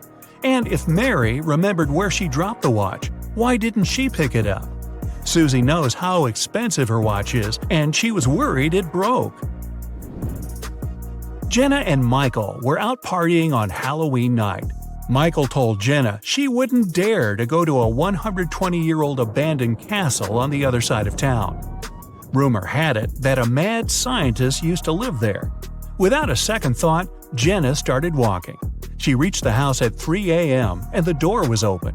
When she walked in, the crazy scientist showed up and told her, "I've got a riddle for you. If you answer it correctly, you're free to go. If not, I get to do my scientific experiments on you. A sphere has 3, a circle has 2, and a point has 0. What is it?" You've got 9 seconds to find out.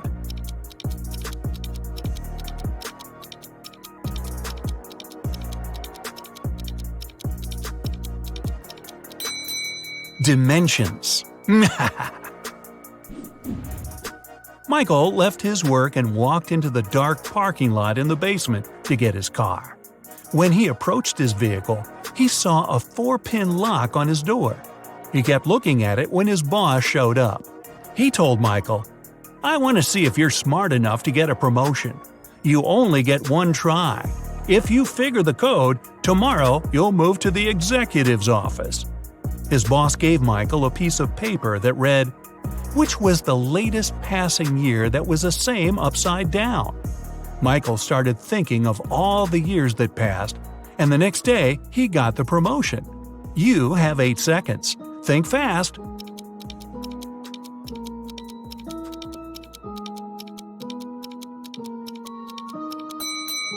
It's 1961.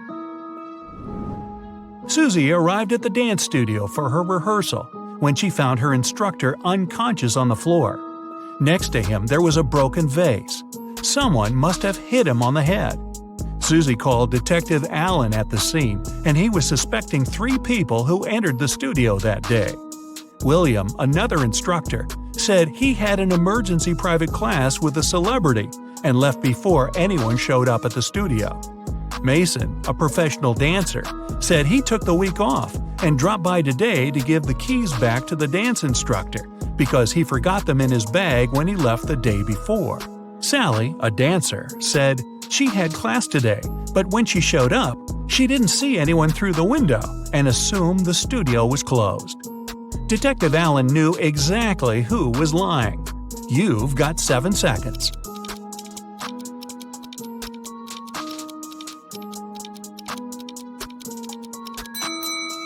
It was Sally. Her fingers are covered in bandages and cuts. They must have happened when she broke the vase. Lucy was walking back home from the restaurant. She was talking on the phone to her sister and took a shortcut through a creepy park. Suddenly, someone came behind her and snatched her handbag from her shoulder. She tried to chase them, but it was too dark.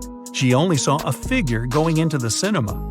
Lucy followed them there, and when she went in, she only saw 3 girls standing there and questioned them. The first girl said she just got there, and she's waiting for her friend to arrive. She said she's holding a big bag to sneak some food into the theater. The second girl said she missed the movie because she has a broken leg and it took her a while to get all the way to the cinema, so she's waiting for the next viewing. The third girl said she came back from her friend's house and wanted to see what movies are playing. Lucy took a good look at them and knew exactly who was lying. You've got 6 seconds.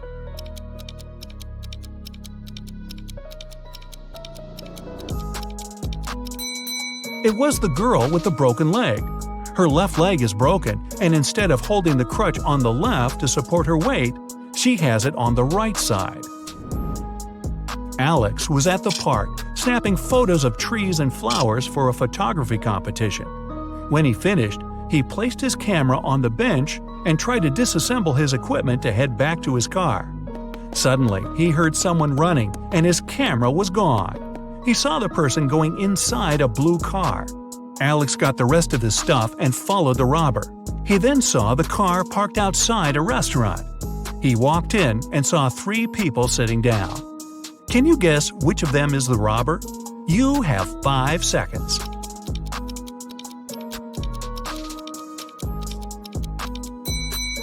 It's the one on the right looking at the menu. The others are eating. They've been there for a while. Sarah and Michelle went to explore an abandoned castle. When they walked in, the door shut behind them and the lights went on. In front of them, 3 doors appeared. They must pick the right one to make it out alive. Behind the first door, there's a hungry crocodile that hasn't eaten in 2.5 years. Behind the second door, there's lava from a volcano that erupted 2 weeks ago. And behind the third door, there's a massive seawater pool with a whale shark you must swim through. You have 4 seconds to decide.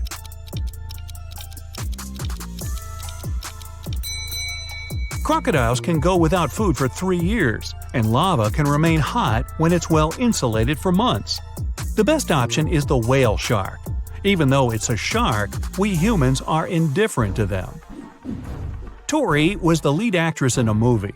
They were filming on a deserted island to make sure nobody was around to interrupt the scenes. The day before the shooting, Tori was found unconscious in her room, and the crew member called Detective Martin on the case. He interviewed 4 suspects.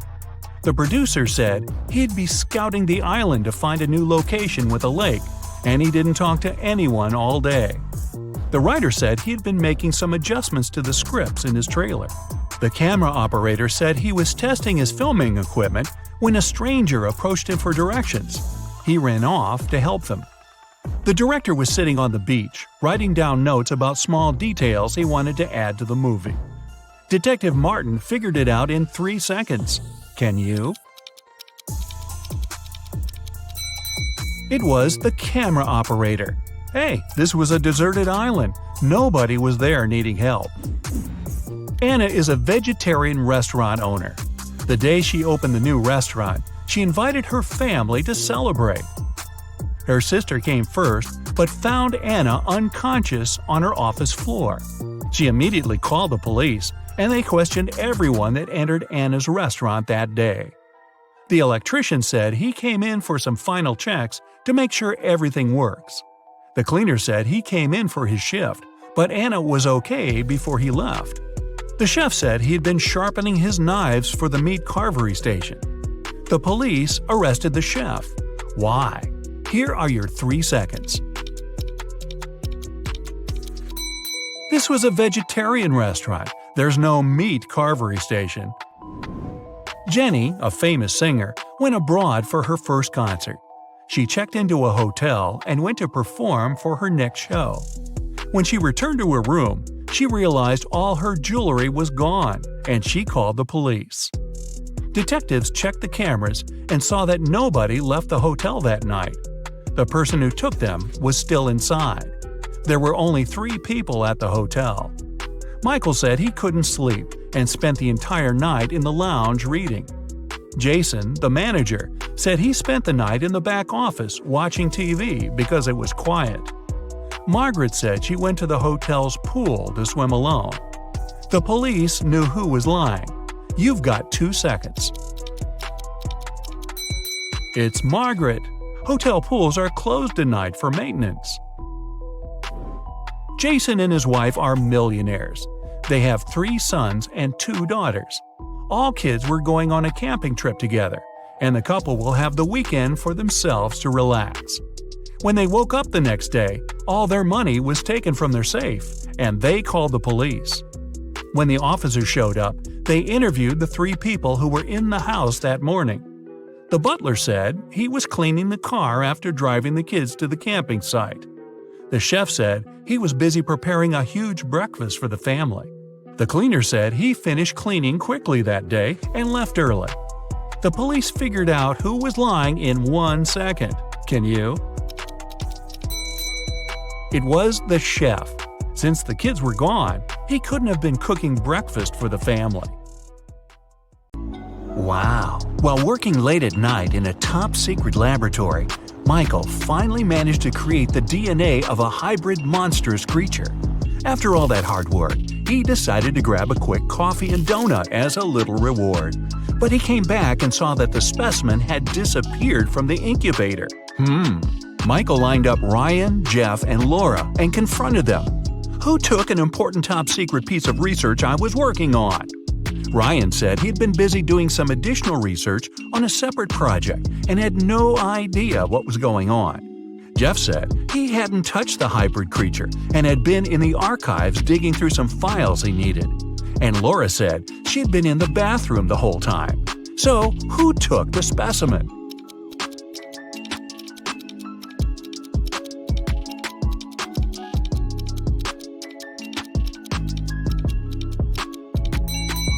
Michael never mentioned that he was dealing with a hybrid monstrous creature. Jeff just let himself get caught. Better think smart next time. Anne absolutely loathes winter, but just like anyone else, she has to go out and do stuff. She had just moved to a snowy city for work and experiences some of the coldest winters. But she managed to make it to the mall to do some quick shopping through a huge blizzard.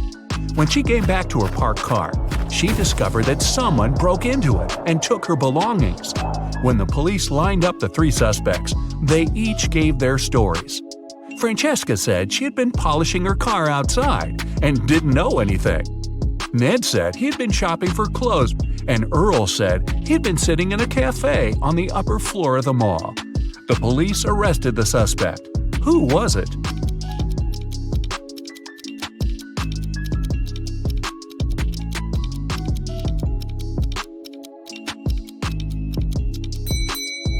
Francesca. She was polishing her car outside in the middle of a blizzard? That's not only illogical, but not safe either. She just gave herself away. You wake up and find yourself trapped in a room with 4 doors in front of you. You don't have enough time to choose which door leads to freedom. You hear a monster coming, so you check out the doors quickly. The leftmost door has a sign on it saying, "Take the door on the right to break free." The second door also has a sign saying, "It's the right door." The third door has a sign, "Freedom is just right in front of you." And the last door has a sign, "Don't trust the signs." Which door should you choose?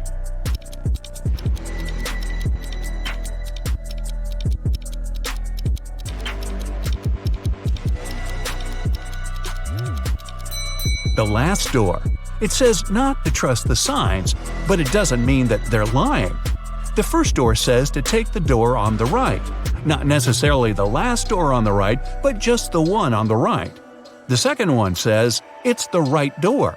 Not the correct door, but the right door, as in the door on the right. The third door says freedom is just right in front of you. That just doesn't make any sense, does it? So it's the last door on the right that leads to freedom. Mason was extremely happy when he got the news that his sister Jane was coming to town. He had just started a new job and couldn't wait to host her for the first time. She was only able to see some nice pictures of the places he visited, including where he lived. When he picked her up from the airport, he noticed something slightly off about her. She was robotic with her responses and seemed stiff with her movements. She wouldn't eat and only insisted that she wanted to rest up. Strange. Had he been watching too much sci-fi? After a while, Mason hears a knock on the door, and to his surprise, it's Jane. But I thought… Jane tells him that the Jane in his apartment is an imposter. When the Jane in the bedroom goes out and sees the other Jane sitting on the couch, they're both in shock. They both try to convince Mason that they're the real Jane. But who will Mason believe?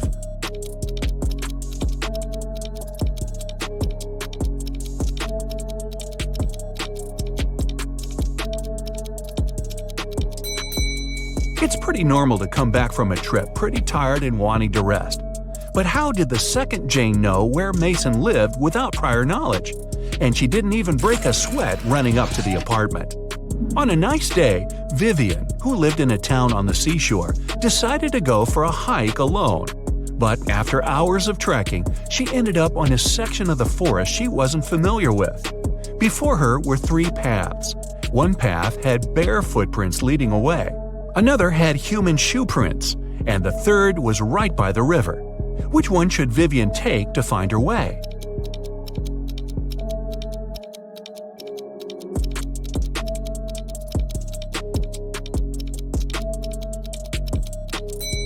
The river path. Since she lives in a coastal town, the river mouth most likely ends up in the sea. That way, she could figure out where she is. Melissa is sharing a train car with 3 other people.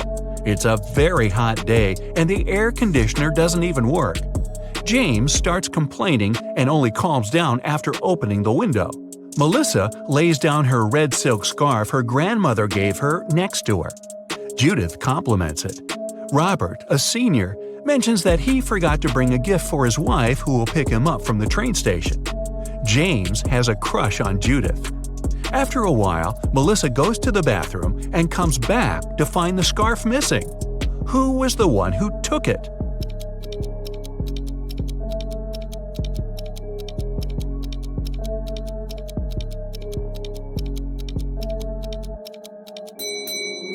None of them. It was a hot day and James opened the window. The wind sent the scarf flying right out of it. Some zombies have Diego trapped in a room. They're surrounding him. He's stuck and can't escape. Their arms are breaking in and reaching for him. When Diego looks around, he realizes that he's in a small newspaper stand with magazines and pocketbooks. And looking around him more attentively, he finds a roll of tape nearby. How can he avoid those nasty bites?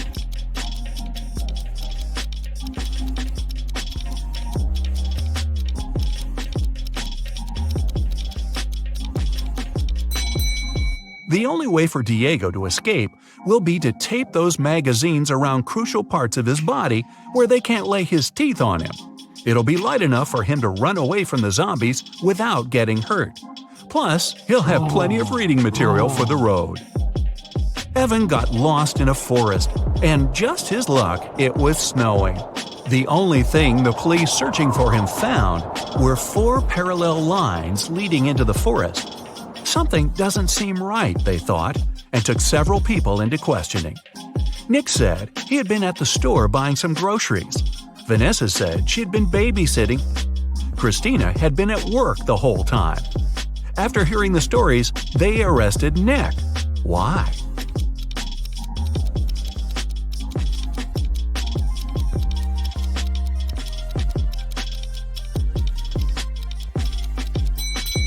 Nick was in a wheelchair. The 4 parallel lines were left by Nick rolling into the forest and back out. It's the beginning of a new school year, and Dave started a new job as a computer studies teacher at a local high school. Another fellow teacher, Roy, didn't really welcome him because he wanted that position. But at the end of the day, there was a security breach which leaked out a lot of important information about the school. When the police questioned everyone, including Roy and Dave, They each gave their stories. Dave said, "I was checking exam papers and was at the staff room the whole time." Roy said, "I was preparing homework for my classes when everything happened." Who should the police arrest? Who was lying?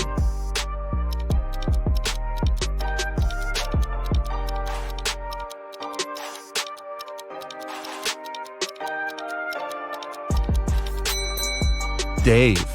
There wouldn't be any exams on the first day of school. Gareth is in a pickle. He's at the police station looking at the lined-up suspects, one of whom stole Beth's bag while she was having a picnic in the park. He observes them. Beth describes the culprit as someone big, no hair, and wearing a black jacket. All the men lined up matched the description. Gareth looks at each of them, and they all have one distinct trait that makes them stand out from each other. Suspect number 1 has a beard. Number 2 is wearing shorts. And number 3 is wearing glasses. Gareth knows immediately who to arrest. Who is it?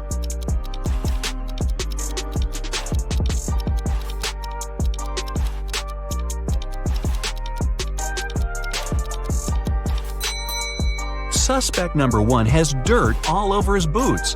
The rest are all clean. He ran through the mud tracks while Beth was having a picnic.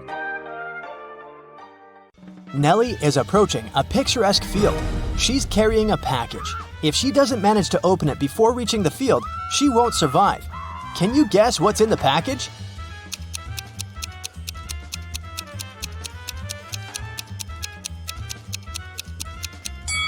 Nellie is skydiving. There's a parachute in her package. After a safe landing, Nellie decides to take a walk in a sunflower field. Can you help her spot 3 odd things about this area?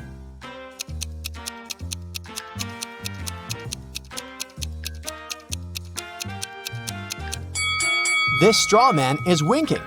This sunflower has teeth. And there are 2 suns in the sky. Nellie walks too far and gets lost in the woods. She wanders around for a while and meets 4 guys sitting on one big tree. Can you help her rank them in order of foolishness?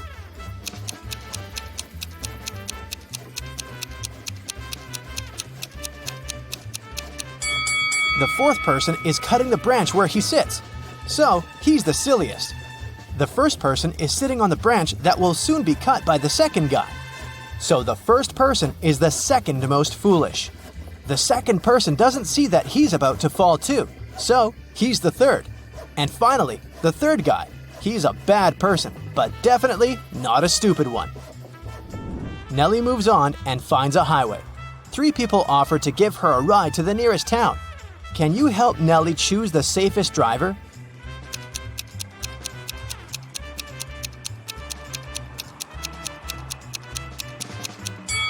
Take a look at this guy's car. Its tires are flat, and there's a puddle of engine oil spilled out of the car. Probably not the safest choice. This beautiful lady and her car are both translucent because they're ghosts. As for this gloomy trucker, he looks pretty reliable. Yeah. Nellie enters a local coffee shop and meets 2 ladies. Both ladies tell her that they are daughters of a famous billionaire. Can you guess who's lying?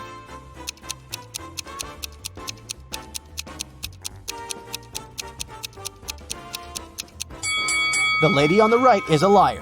The logo on her t-shirt is fake. Therefore, she's not rich. Nellie doesn't have any money to buy food. The coffee shop manager feels sorry for her and offers Nellie a free lunch. But first, she has to solve his tricky riddle. Nellie agrees. Here's the task. People have stepped on me, but not many. I never stay full for long. I have a dark side. What am I? Can you help Nellie win her free food?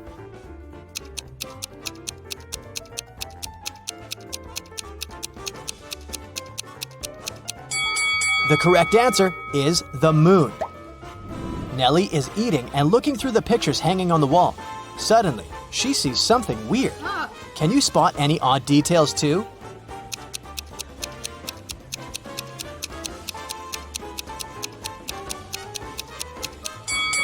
This person appears in both pictures, looking young and pretty.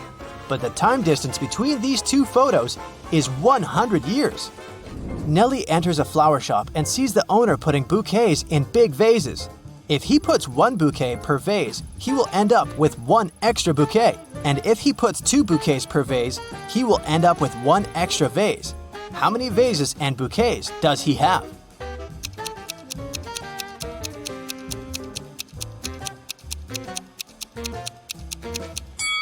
He has 3 vases and 4 bouquets. The flower shop owner offers Nellie a job. He has just received a delivery. There are 3 boxes labeled red roses, white roses, and red and white roses. Each box is labeled incorrectly. Nellie has just 1 chance to pick up a flower from any box and then label the boxes correctly. Can you help her accomplish this task?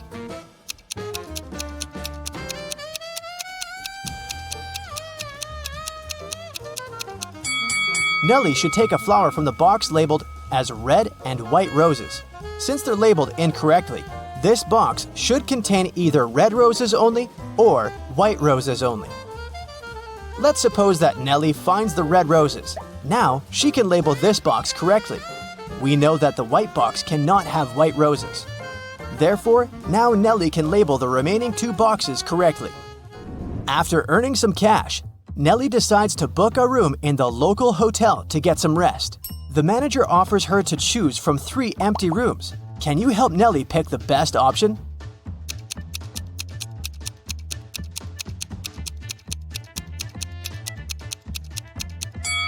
There are cracks in the window glass in the first room. Very unsafe. And there's a zombie hiding under the bed in the third room. So, Nellie should choose the second one. Nellie locks herself in the room. She opens the window and stands nearby, breathing fresh air. Suddenly, she throws something out of the window. Nellie passes out very soon after doing that. That's a mystery because she's perfectly healthy and nobody did anything to her because the door is locked. Can you find any logical explanation for what happened here?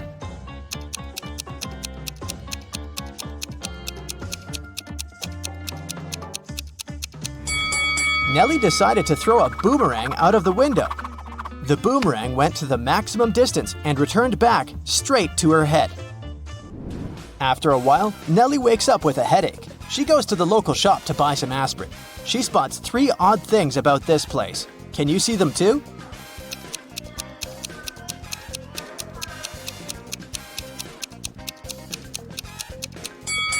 There's corn on the shelf along with napkins and toilet paper. The announcement offers an 800% discount. That's too good to be true. And finally, the shopkeeper is wearing 2 pairs of glasses. Suddenly, the shopkeeper begins to yell, "Someone stole my money!" And he locks the customers inside the shop and calls the police. They arrive and question 4 suspects.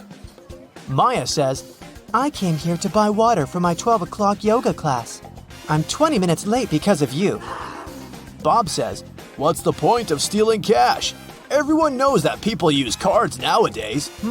Lily says, "This shopkeeper is a bad person. He deserved that." And Nellie replies, "Sorry, I was focusing on my own purchase. I didn't see anything suspicious." After hearing that the officers had arrested 1 person, can you guess who?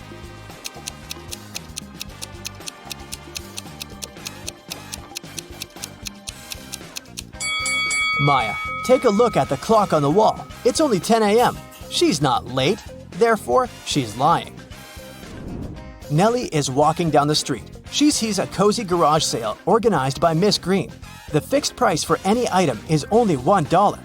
Amy buys an old dress. Phil takes this beautiful antique vase, and Vivienne purchases a shabby vintage suitcase. Nellie comes over to Miss Green and says, "Oh, "Madam, you've just sold an expensive thing for a song." what? What does she mean? Can you guess?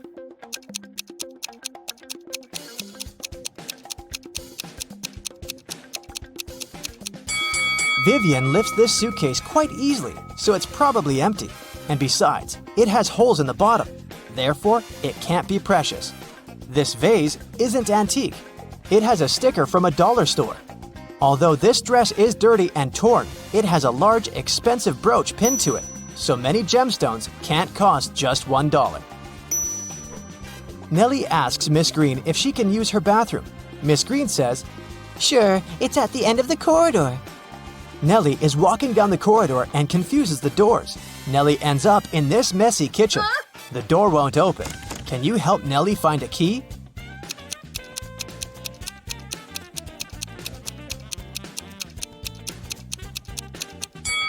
It's in the teapot. And Miss Green enters the kitchen and tells Nellie, I'm a witch, young lady, and I'm gonna give you a gift if you manage to solve my riddle. Oh, yes. Nellie agrees. Here's the task. It starts with T, it ends with T, and it's full of tea. What is it? Can you solve this mystery?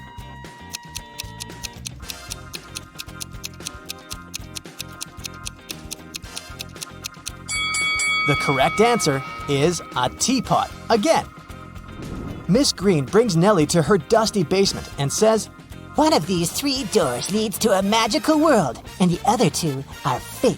You have only one attempt to choose the correct door. Good luck. Oh, yeah. Can you help Nellie out?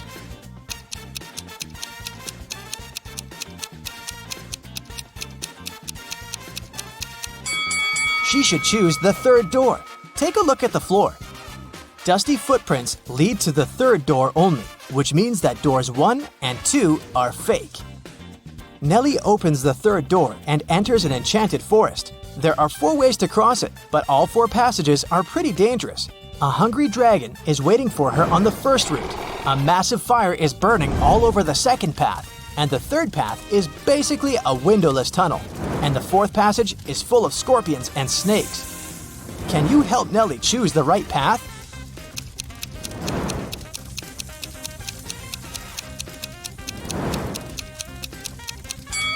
She should pick the 3rd way. The tunnel doesn't have windows. But who said it doesn't have an exit? Nellie walks the tunnel and finds herself in a beautiful castle. The guard says, This castle is yours if you manage to crack my riddle. I can fill a room, but I take up no space. What am I? Can you help Nellie win the castle?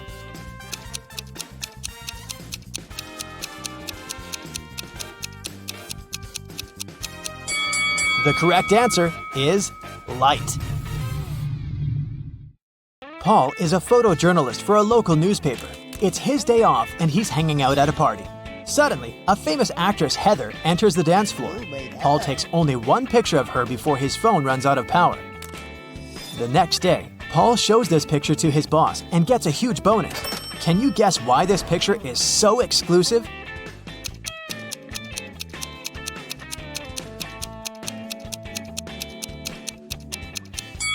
Heather is stealing money from this lady's pocket. Paul is looking at the office open space from the 2nd floor. Suddenly, he spots a time traveler among his coworkers. Can you see this person too?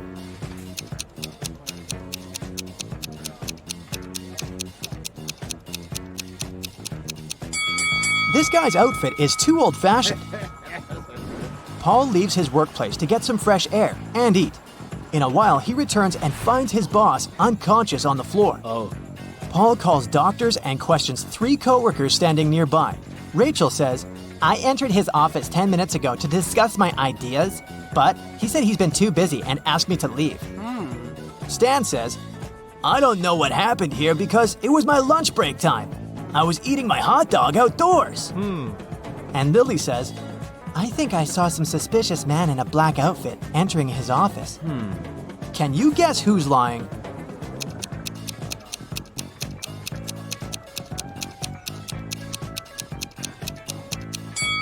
Stan. He has an unpacked hot dog on his desk, so he was definitely doing something else during his lunch break. Paul arrives downtown to take some pictures. He's looking out the window of one of the buildings and sees this horrible scene. Why is he doing it? Do you have any ideas?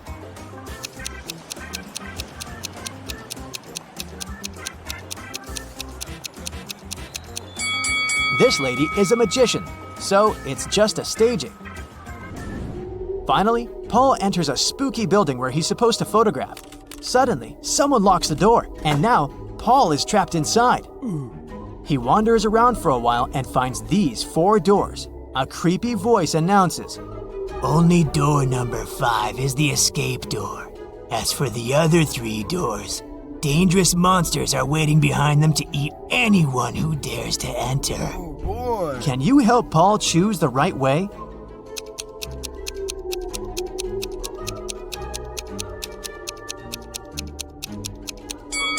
He should choose the first door. The symbols on the doors are actually numbers. Yeah.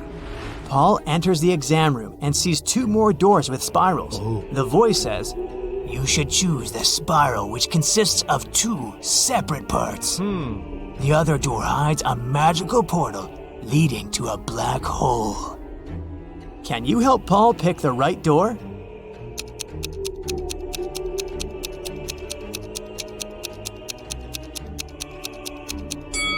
It's the second one. Paul opens the door and finds himself in a suspicious hall. He sees a metal door with a combination lock, but it's locked and requires a 6-number code. What would you suggest?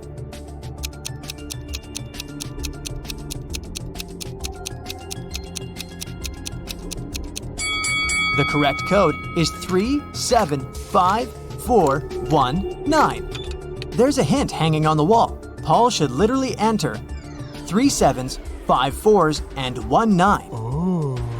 In the next room, Paul meets a mad scientist, the one who had imprisoned him. He says, "I'm gonna set you free if you crack my last riddle, so listen carefully. I have a head and a tail that will never meet. Having too many of me is always a treat. What am I?"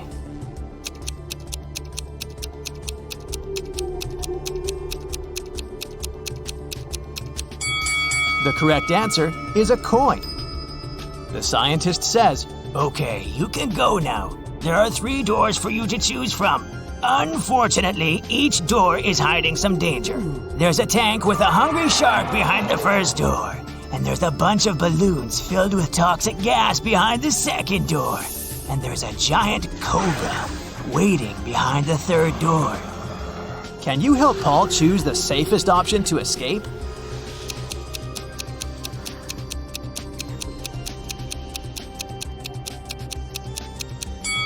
Paul should choose the second door. Toxic gas is inside the balloons, so if he passes by carefully without popping them, he'll escape safely. Yeah. Paul returns to his neighborhood. He's walking down the street and sees a tree with a bunch of birds. Can you spot an antisocial owl among them?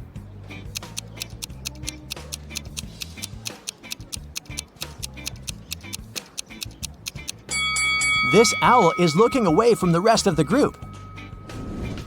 There are 2 houses with 2 single women living next to Paul. One of them used to live in poverty all her life, but today she robbed a bank.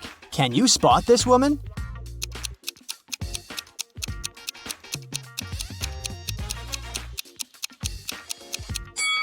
The first lady is the robber. She spent unnecessary money on food, which is far more than one person needs.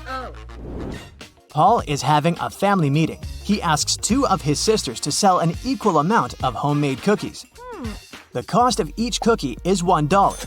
Paul tells them, "You shouldn't eat the cookies that you're selling, and you should sell all the cookies." At the end of the day, all cookies are sold, yet neither sister gained nor lost $1. How is this possible?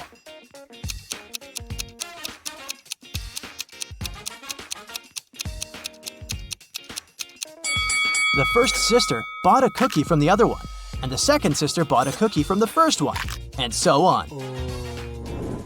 In the evening, Paul is having a family dinner, but one of the guests is an imposter. Can you guess who?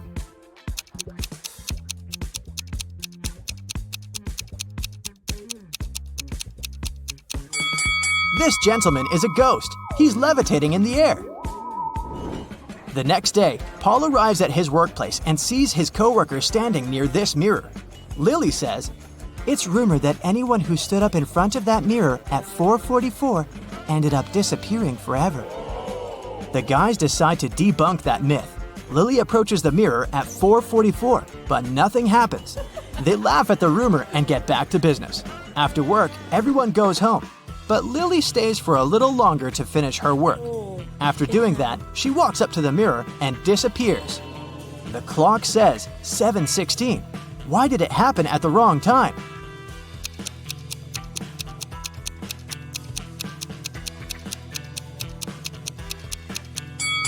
The rumor was about the mirror time, 716 is the mirror image of 444.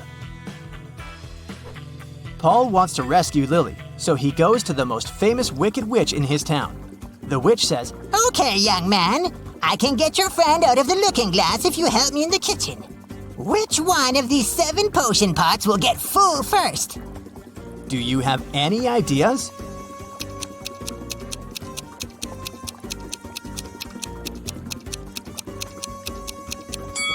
Outlets to the 1st and 5th pots are blocked at the initial point, so they won't fill. Nothing is connected to the 6th pot. The outlet under the 2nd pot is also blocked in the end. Outlets to pots 3, 4, and 7 are blocked in the middle, so they won't fill. Therefore, no pot will ever fill. The witch is satisfied with Paul's answer. She shows him 4 doors and says, Your friend is behind one of these doors. You only have one chance to pick the right one. Good luck! "Can you help Paul find Lily?"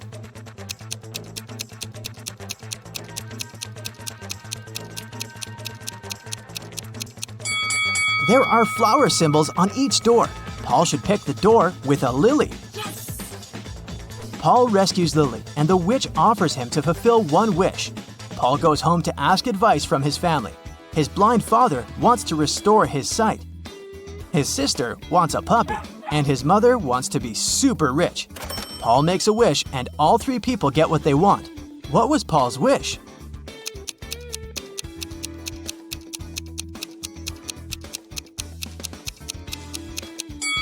Here's what Paul told the witch.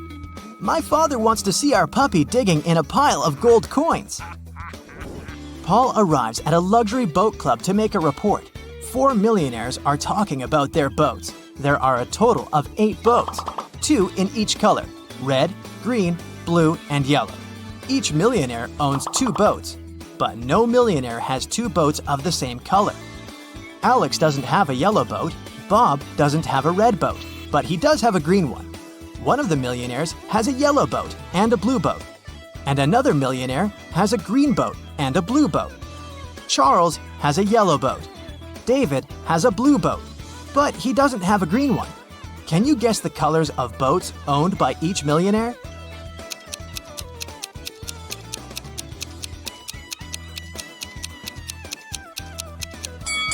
Alex has a red and a green boat. Bob has 1 green boat and 1 blue boat. Charles has a yellow boat and a red one. And David has 1 blue and 1 yellow boat. One famous magician is performing on the stage. He's going to show his most spectacular trick. But unfortunately, only one viewer has come to the show. The magician puts 8 different cards on the table and covers them with a black cloth. He asks the viewer to come closer. "Now you'll see 2 rows of 4 cards. I want you to select only one of them, but very quickly. Ready?" the magician says. He lifts the cloth for 1 second, then covers the cards again. The viewer has chosen 1 card. The magician looks at him and whispers, "Now close your eyes. Think about the card. Think of nothing else. I'm going to read your mind now."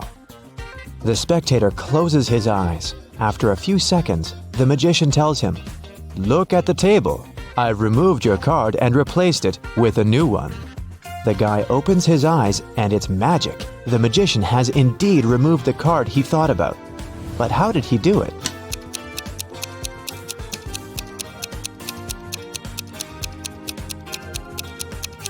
There's no magic here. The magician replaced all the cards on the table with new ones.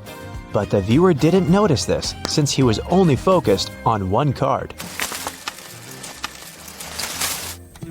Johnny is on a deserted island. He walks through the jungle and finds an old treasure chest. But as soon as he touches it, 3 zombie pirates come out from behind the trees. "We've been protecting this gold for 500 years. You won't take it," one of them says. Johnny notices that something is wrong with these guys. They seem fake. But why?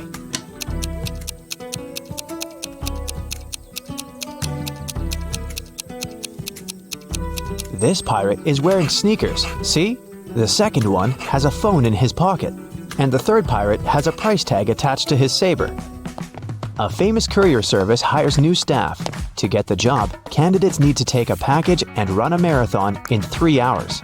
They easily cope with this task. Then, the boss asks them to swim the distance of the Olympic pool. One of the candidates stops halfway through the distance to take a breath.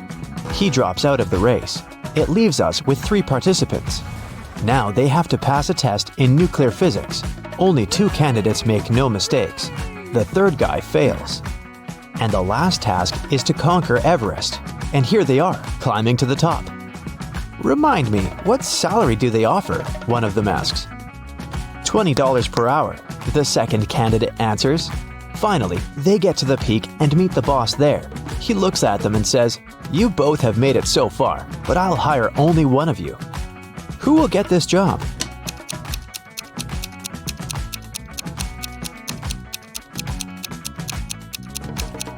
The first candidate. He's still carrying the package he got before the marathon.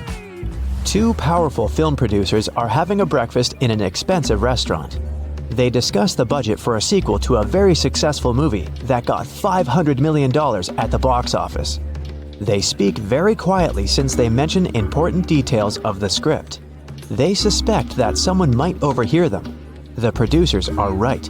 Some curious people are indeed eavesdropping on their conversation.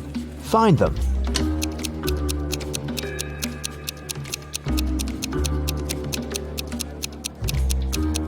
There's a guy at the table holding a magazine upside down.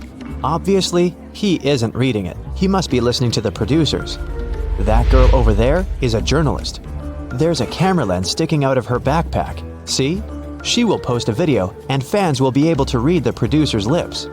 That man is eating a salad, but you can notice a microphone hidden in his long hair. 3 people are standing in front of an ice cream cart. The first guy is taking a cone from the seller. The guy behind him is nervous. His hands are in his pockets. The third guy is looking at something through binoculars. Which of them is a police officer?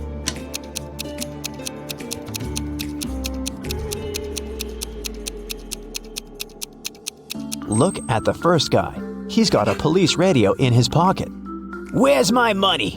The owner of a diner screams. It's 30 minutes till the end of the working day, but there's no money in the cash register.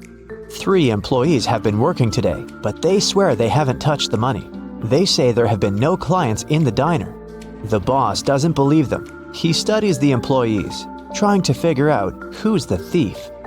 Linda is wearing a pair of sunglasses, jeans, and a stylish t-shirt. She also has an expensive phone. Michael is dressed in costly designer clothes. Sarah is wearing a regular jacket and a long skirt. Who do you think has stolen the money?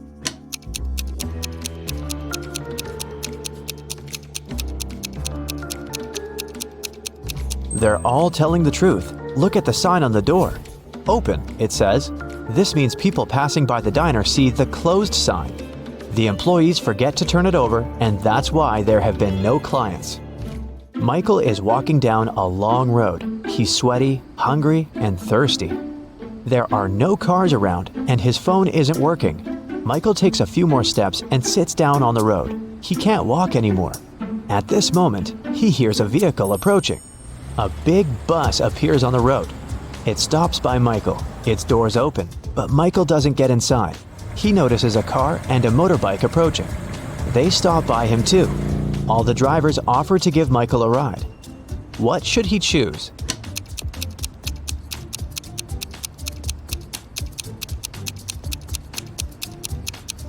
The bus seems normal, but one of its tires is flat. The trip won't last long. Look at the biker. His face is hidden by a helmet, but he has hooves instead of feet. Mike chooses the car. One video blogger has been walking across a desert for several hours.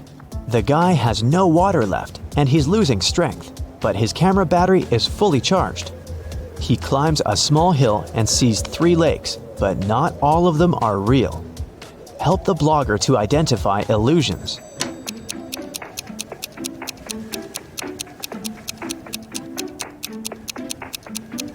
He has a video camera. He should film the lakes. Mirages can't be recorded. A biker is traveling along a country road when he hears a scream. A woman is calling for help. She seems to be in the forest.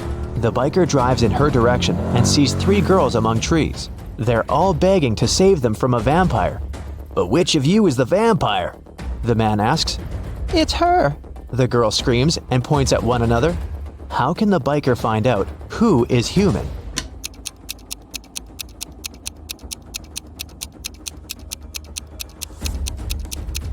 There are 2 side mirrors on the motorcycle. The biker needs to turn the handlebars to check which girl has a reflection. Martin likes visiting abandoned factories and other buildings. Today he's going to check a huge deserted shopping mall located on a remote island. According to some legends, the Minotaur lives inside the building. The creature looks like a human with a bull's head. Of course, Martin doesn't believe that. He takes a flashlight, a warm blanket, and a night vision camera. It's dark and cold inside. Martin hears a strange noise coming from the corridor. He shines a flashlight and sees the Minotaur. The monster looks angry. It aims its horns at Martin. What should the guy do? Faster! The bull is about to attack!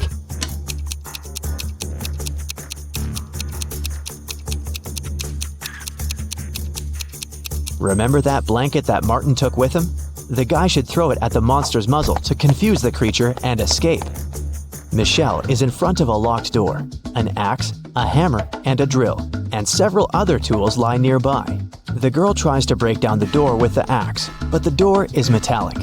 Then, she tries to knock the door out with the hammer, and again, no result. Don't try to force it open. There's an easier way, a creepy voice says. Michelle tries to open the door by turning the handle, but it doesn't work either. What else can she do?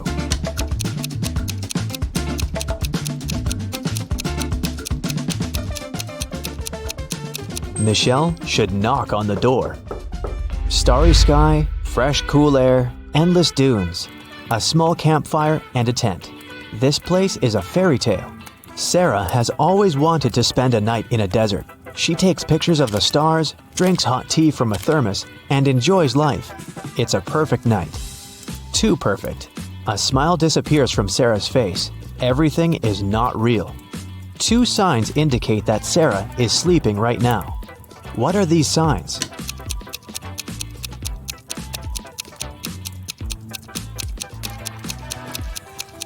Two moons are shining in the sky.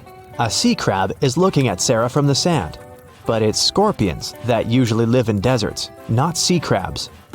Mary opens her eyes and realizes that she's in an unknown place. The last thing she remembers is walking in the park, and then darkness. There's a lot of trash in the room. A red lamp is flashing from the ceiling. Something must have happened here. Mary can leave through the door. It's open. But wait, she needs to take some useful stuff from the room. But what? She can only choose 2 items. Which ones?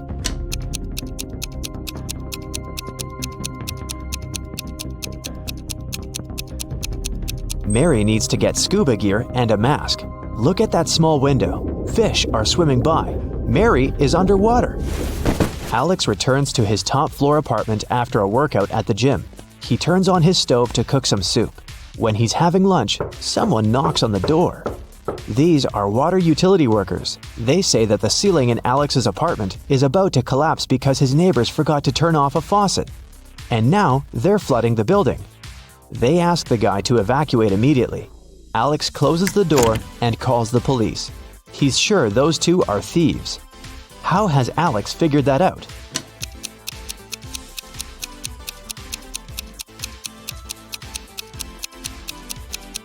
He lives on the top floor. No one can flood him. Oliver is walking in the rain. Suddenly, he sees a woman without an umbrella or hat. But she's not getting wet at all. How is this possible?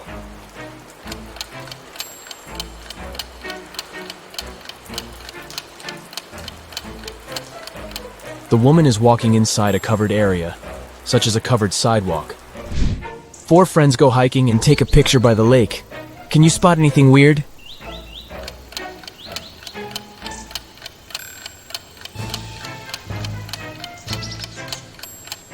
This guy doesn't have any reflection in the water. Sarah checks into a fancy hotel. She feels very hungry, but unfortunately Sarah missed the dinner hours. That's why she calls room service and orders a vegan dinner set. 15 minutes later, someone knocks on her door. She looks through the peephole first. Sarah. Oh great, a fake waitress. How did she know?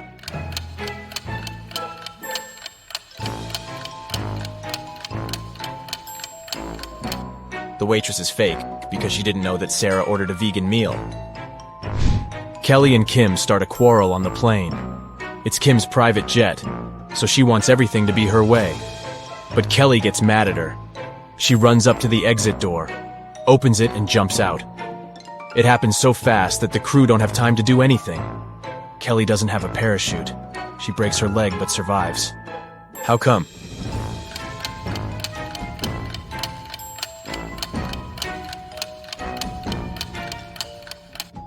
The plane had already landed.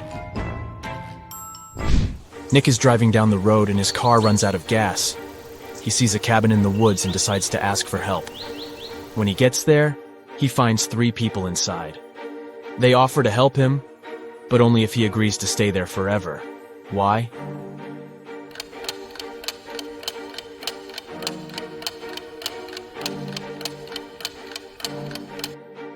Nick stumbled upon a group of runaway criminals. They're afraid that he would tell others about their location. Early in the morning, Detective Robinson receives a call from his neighbor, Ethan. Ethan, please come as soon as possible. Someone attacked my wife. Robinson arrives at Ethan's house and sees this scene. Can you guess what happened to his wife?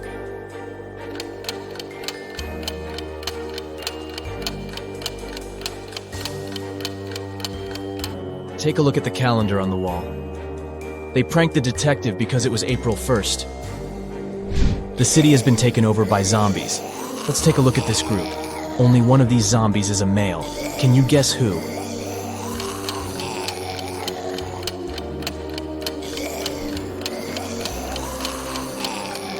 The first zombie is wearing a bra, and the second one has a badge with a female picture and name. Therefore, only the third zombie is a male. Tom works in a secret agency specializing in people with psychic abilities. He's having an interview with 3 people claiming to be superheroes, but only one of them really possesses some supernatural powers. Can you help him spot this person?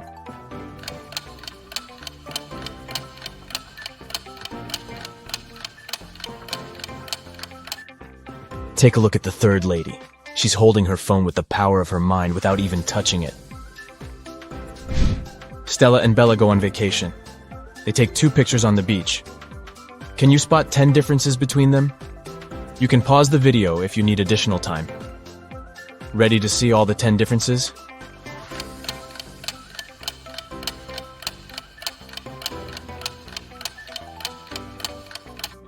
Here they are.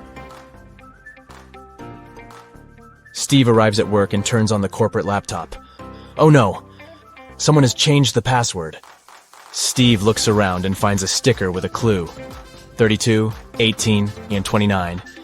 He enters the number, but it doesn't work. Can you help him crack the code?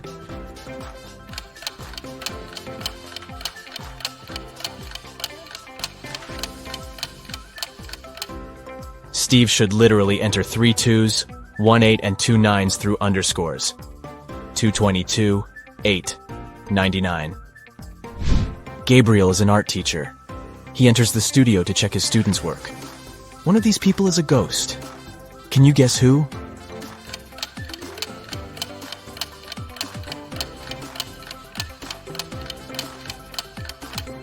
It's the model.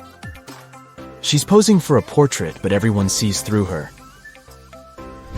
Dan wakes up in a creepy cage. He needs to figure out a 5-number code to escape. He only has this picture as a clue. Can you help Dan crack the code?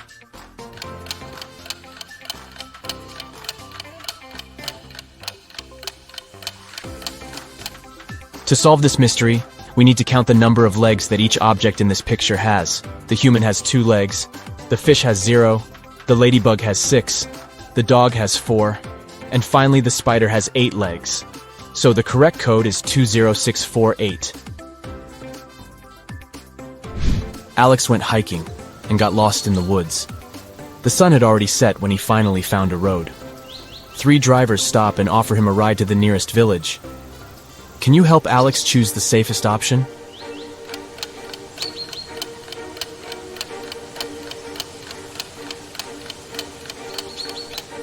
There's a zombie arm sticking out of the second car's trunk, and the third driver has suspicious pointy ears and shiny eyes. So he's probably a werewolf.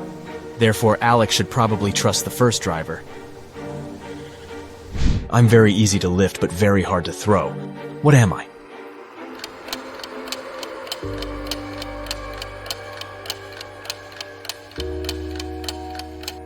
I'm a feather. Kim downloads a dating app hoping to find her true love. She likes these 3 men equally. They begin to chat, and the guys send her some selfies. Each man claims to be single. But in fact, only one of them doesn't have a girlfriend. Can you guess who?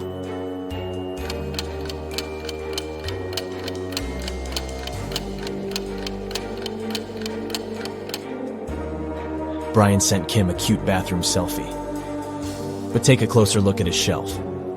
He has one male razor and another pink razor, which probably belongs to his girlfriend. So goodbye, Brian. Meanwhile, Kyle took a selfie in his bedroom. Luckily, he left the closet open so we could see his girlfriend's clothes and shoes. So only Harry is a single person, and Kim should give him a chance. Jenny goes for a walk to her favorite park. Suddenly, she gets attacked by a crowd of zombies. Jenny gets terrified and begins to run away. There are 3 possible routes in front of her, but only one of them will actually take Jenny to a shelter.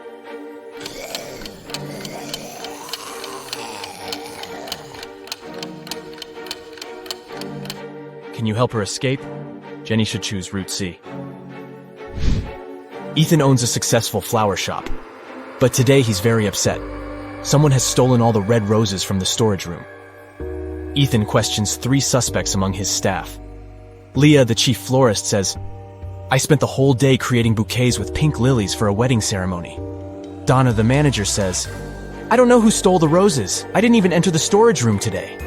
I was consulting our clients all day long."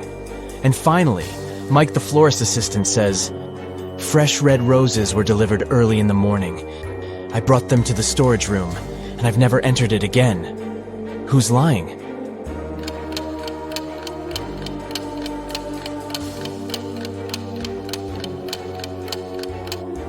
Leah. There are no pink lilies in the bouquets that she made. Lauren changes a 6-number password on the office door to avoid thefts. She leaves this little clue for all her colleagues. Bagel. Can you guess the correct code?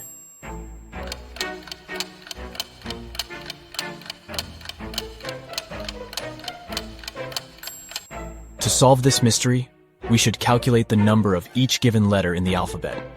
B implies 2, A implies 1, G 7, and so on. So the final password is 217512. Helen meets a handsome guy at a supermarket. She falls in love at first sight. His name is Robert, and he came here with his sister. Can you guess which one of these ladies is his sister?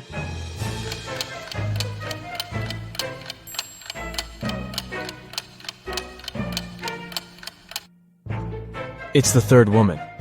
She's the only one who's shopping without a separate cart or basket because Robert carries it. The police officer is chasing Kendra, who had just robbed a jewelry store. The teenager sneaks into the nearest school, and the officer follows her. She notices Kendra's hoodie by one of the doors and enters the classroom.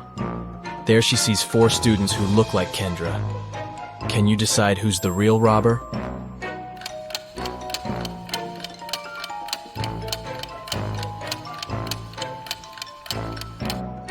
This one is Kendra. She has neither books nor pens on her desk. Let's go ahead and take a look at these 2 pictures. Can you spot 10 differences between them?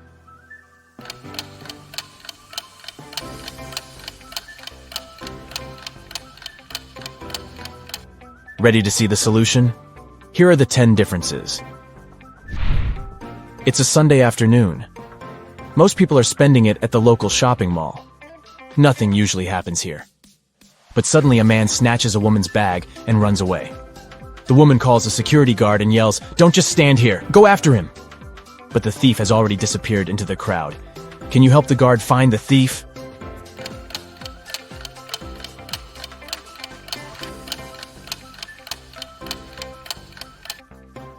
He's over here. Sam gets promoted and throws a fancy party for his best friends. Josh, Kate, Brad, Bill, and Holly. Everything goes great. But the next morning, Sam finds out that someone broke into his safe and stole his family treasure, a golden egg. Sam questions his friends, but each swears to have nothing to do with the theft. The police officer looks through the pictures that Sam took yesterday. After comparing these two shots, he spots the thief. What about you?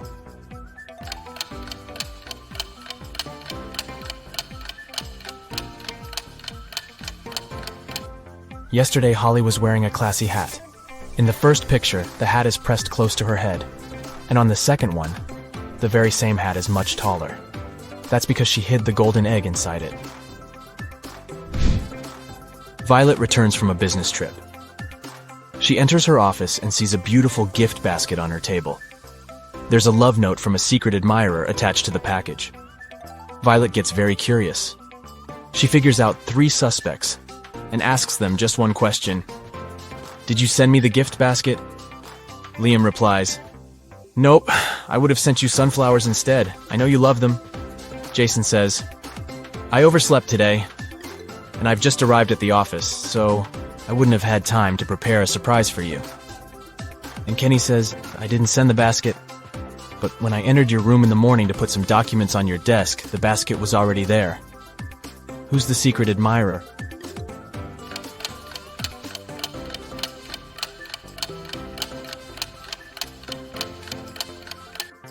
The love note is written on a pink sticker. Kenny has similar sticker notes in his workspace, and his handwriting is very similar to the love note. Busted! Tyler receives a message from his new girlfriend, Kitty.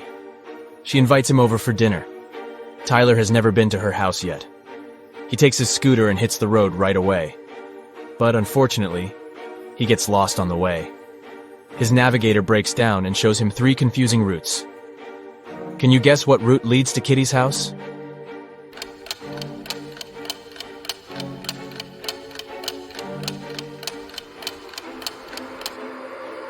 Tyler should take the first route. Alex is heading to a family dinner, but he's really broke and he only has 8 chocolates. He needs to divide them equally between his 3 sisters. How many cookies would each sister get?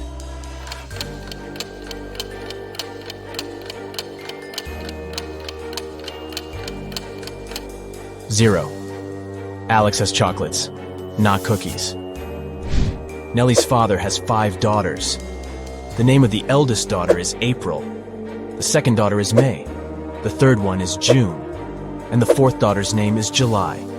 Can you guess the name of his 5th daughter?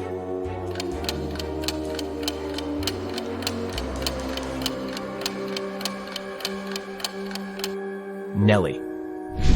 A gardening fair takes place in a village.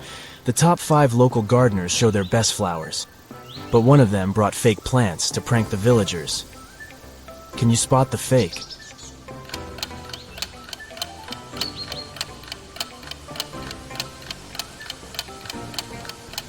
Bumblebees fly around all the plants except for the 4th flower pot. Insects don't get attracted to these roses because they're artificial. Dylan is exploring a remote forest area. Soon he gets lost and has no idea where to go. Luckily, he comes across a small cabin in the woods and sees a forester. Dylan. Hello, could you please tell me how I can get to the railway station? Forester. Go down this trail until you reach a crossroads. There, you'll see a rock with signboards. Just remember, the left one lies, and the right one tells the truth. Dylan follows his advice and soon finds the rock. Can you guess which way he should go to reach the station?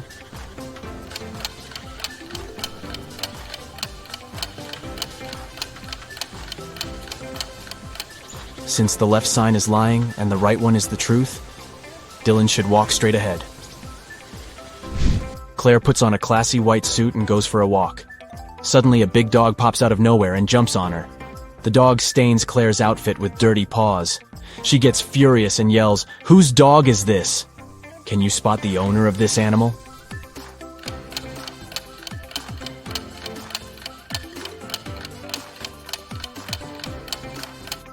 It's the second lady. She's wearing the same collar as her dog,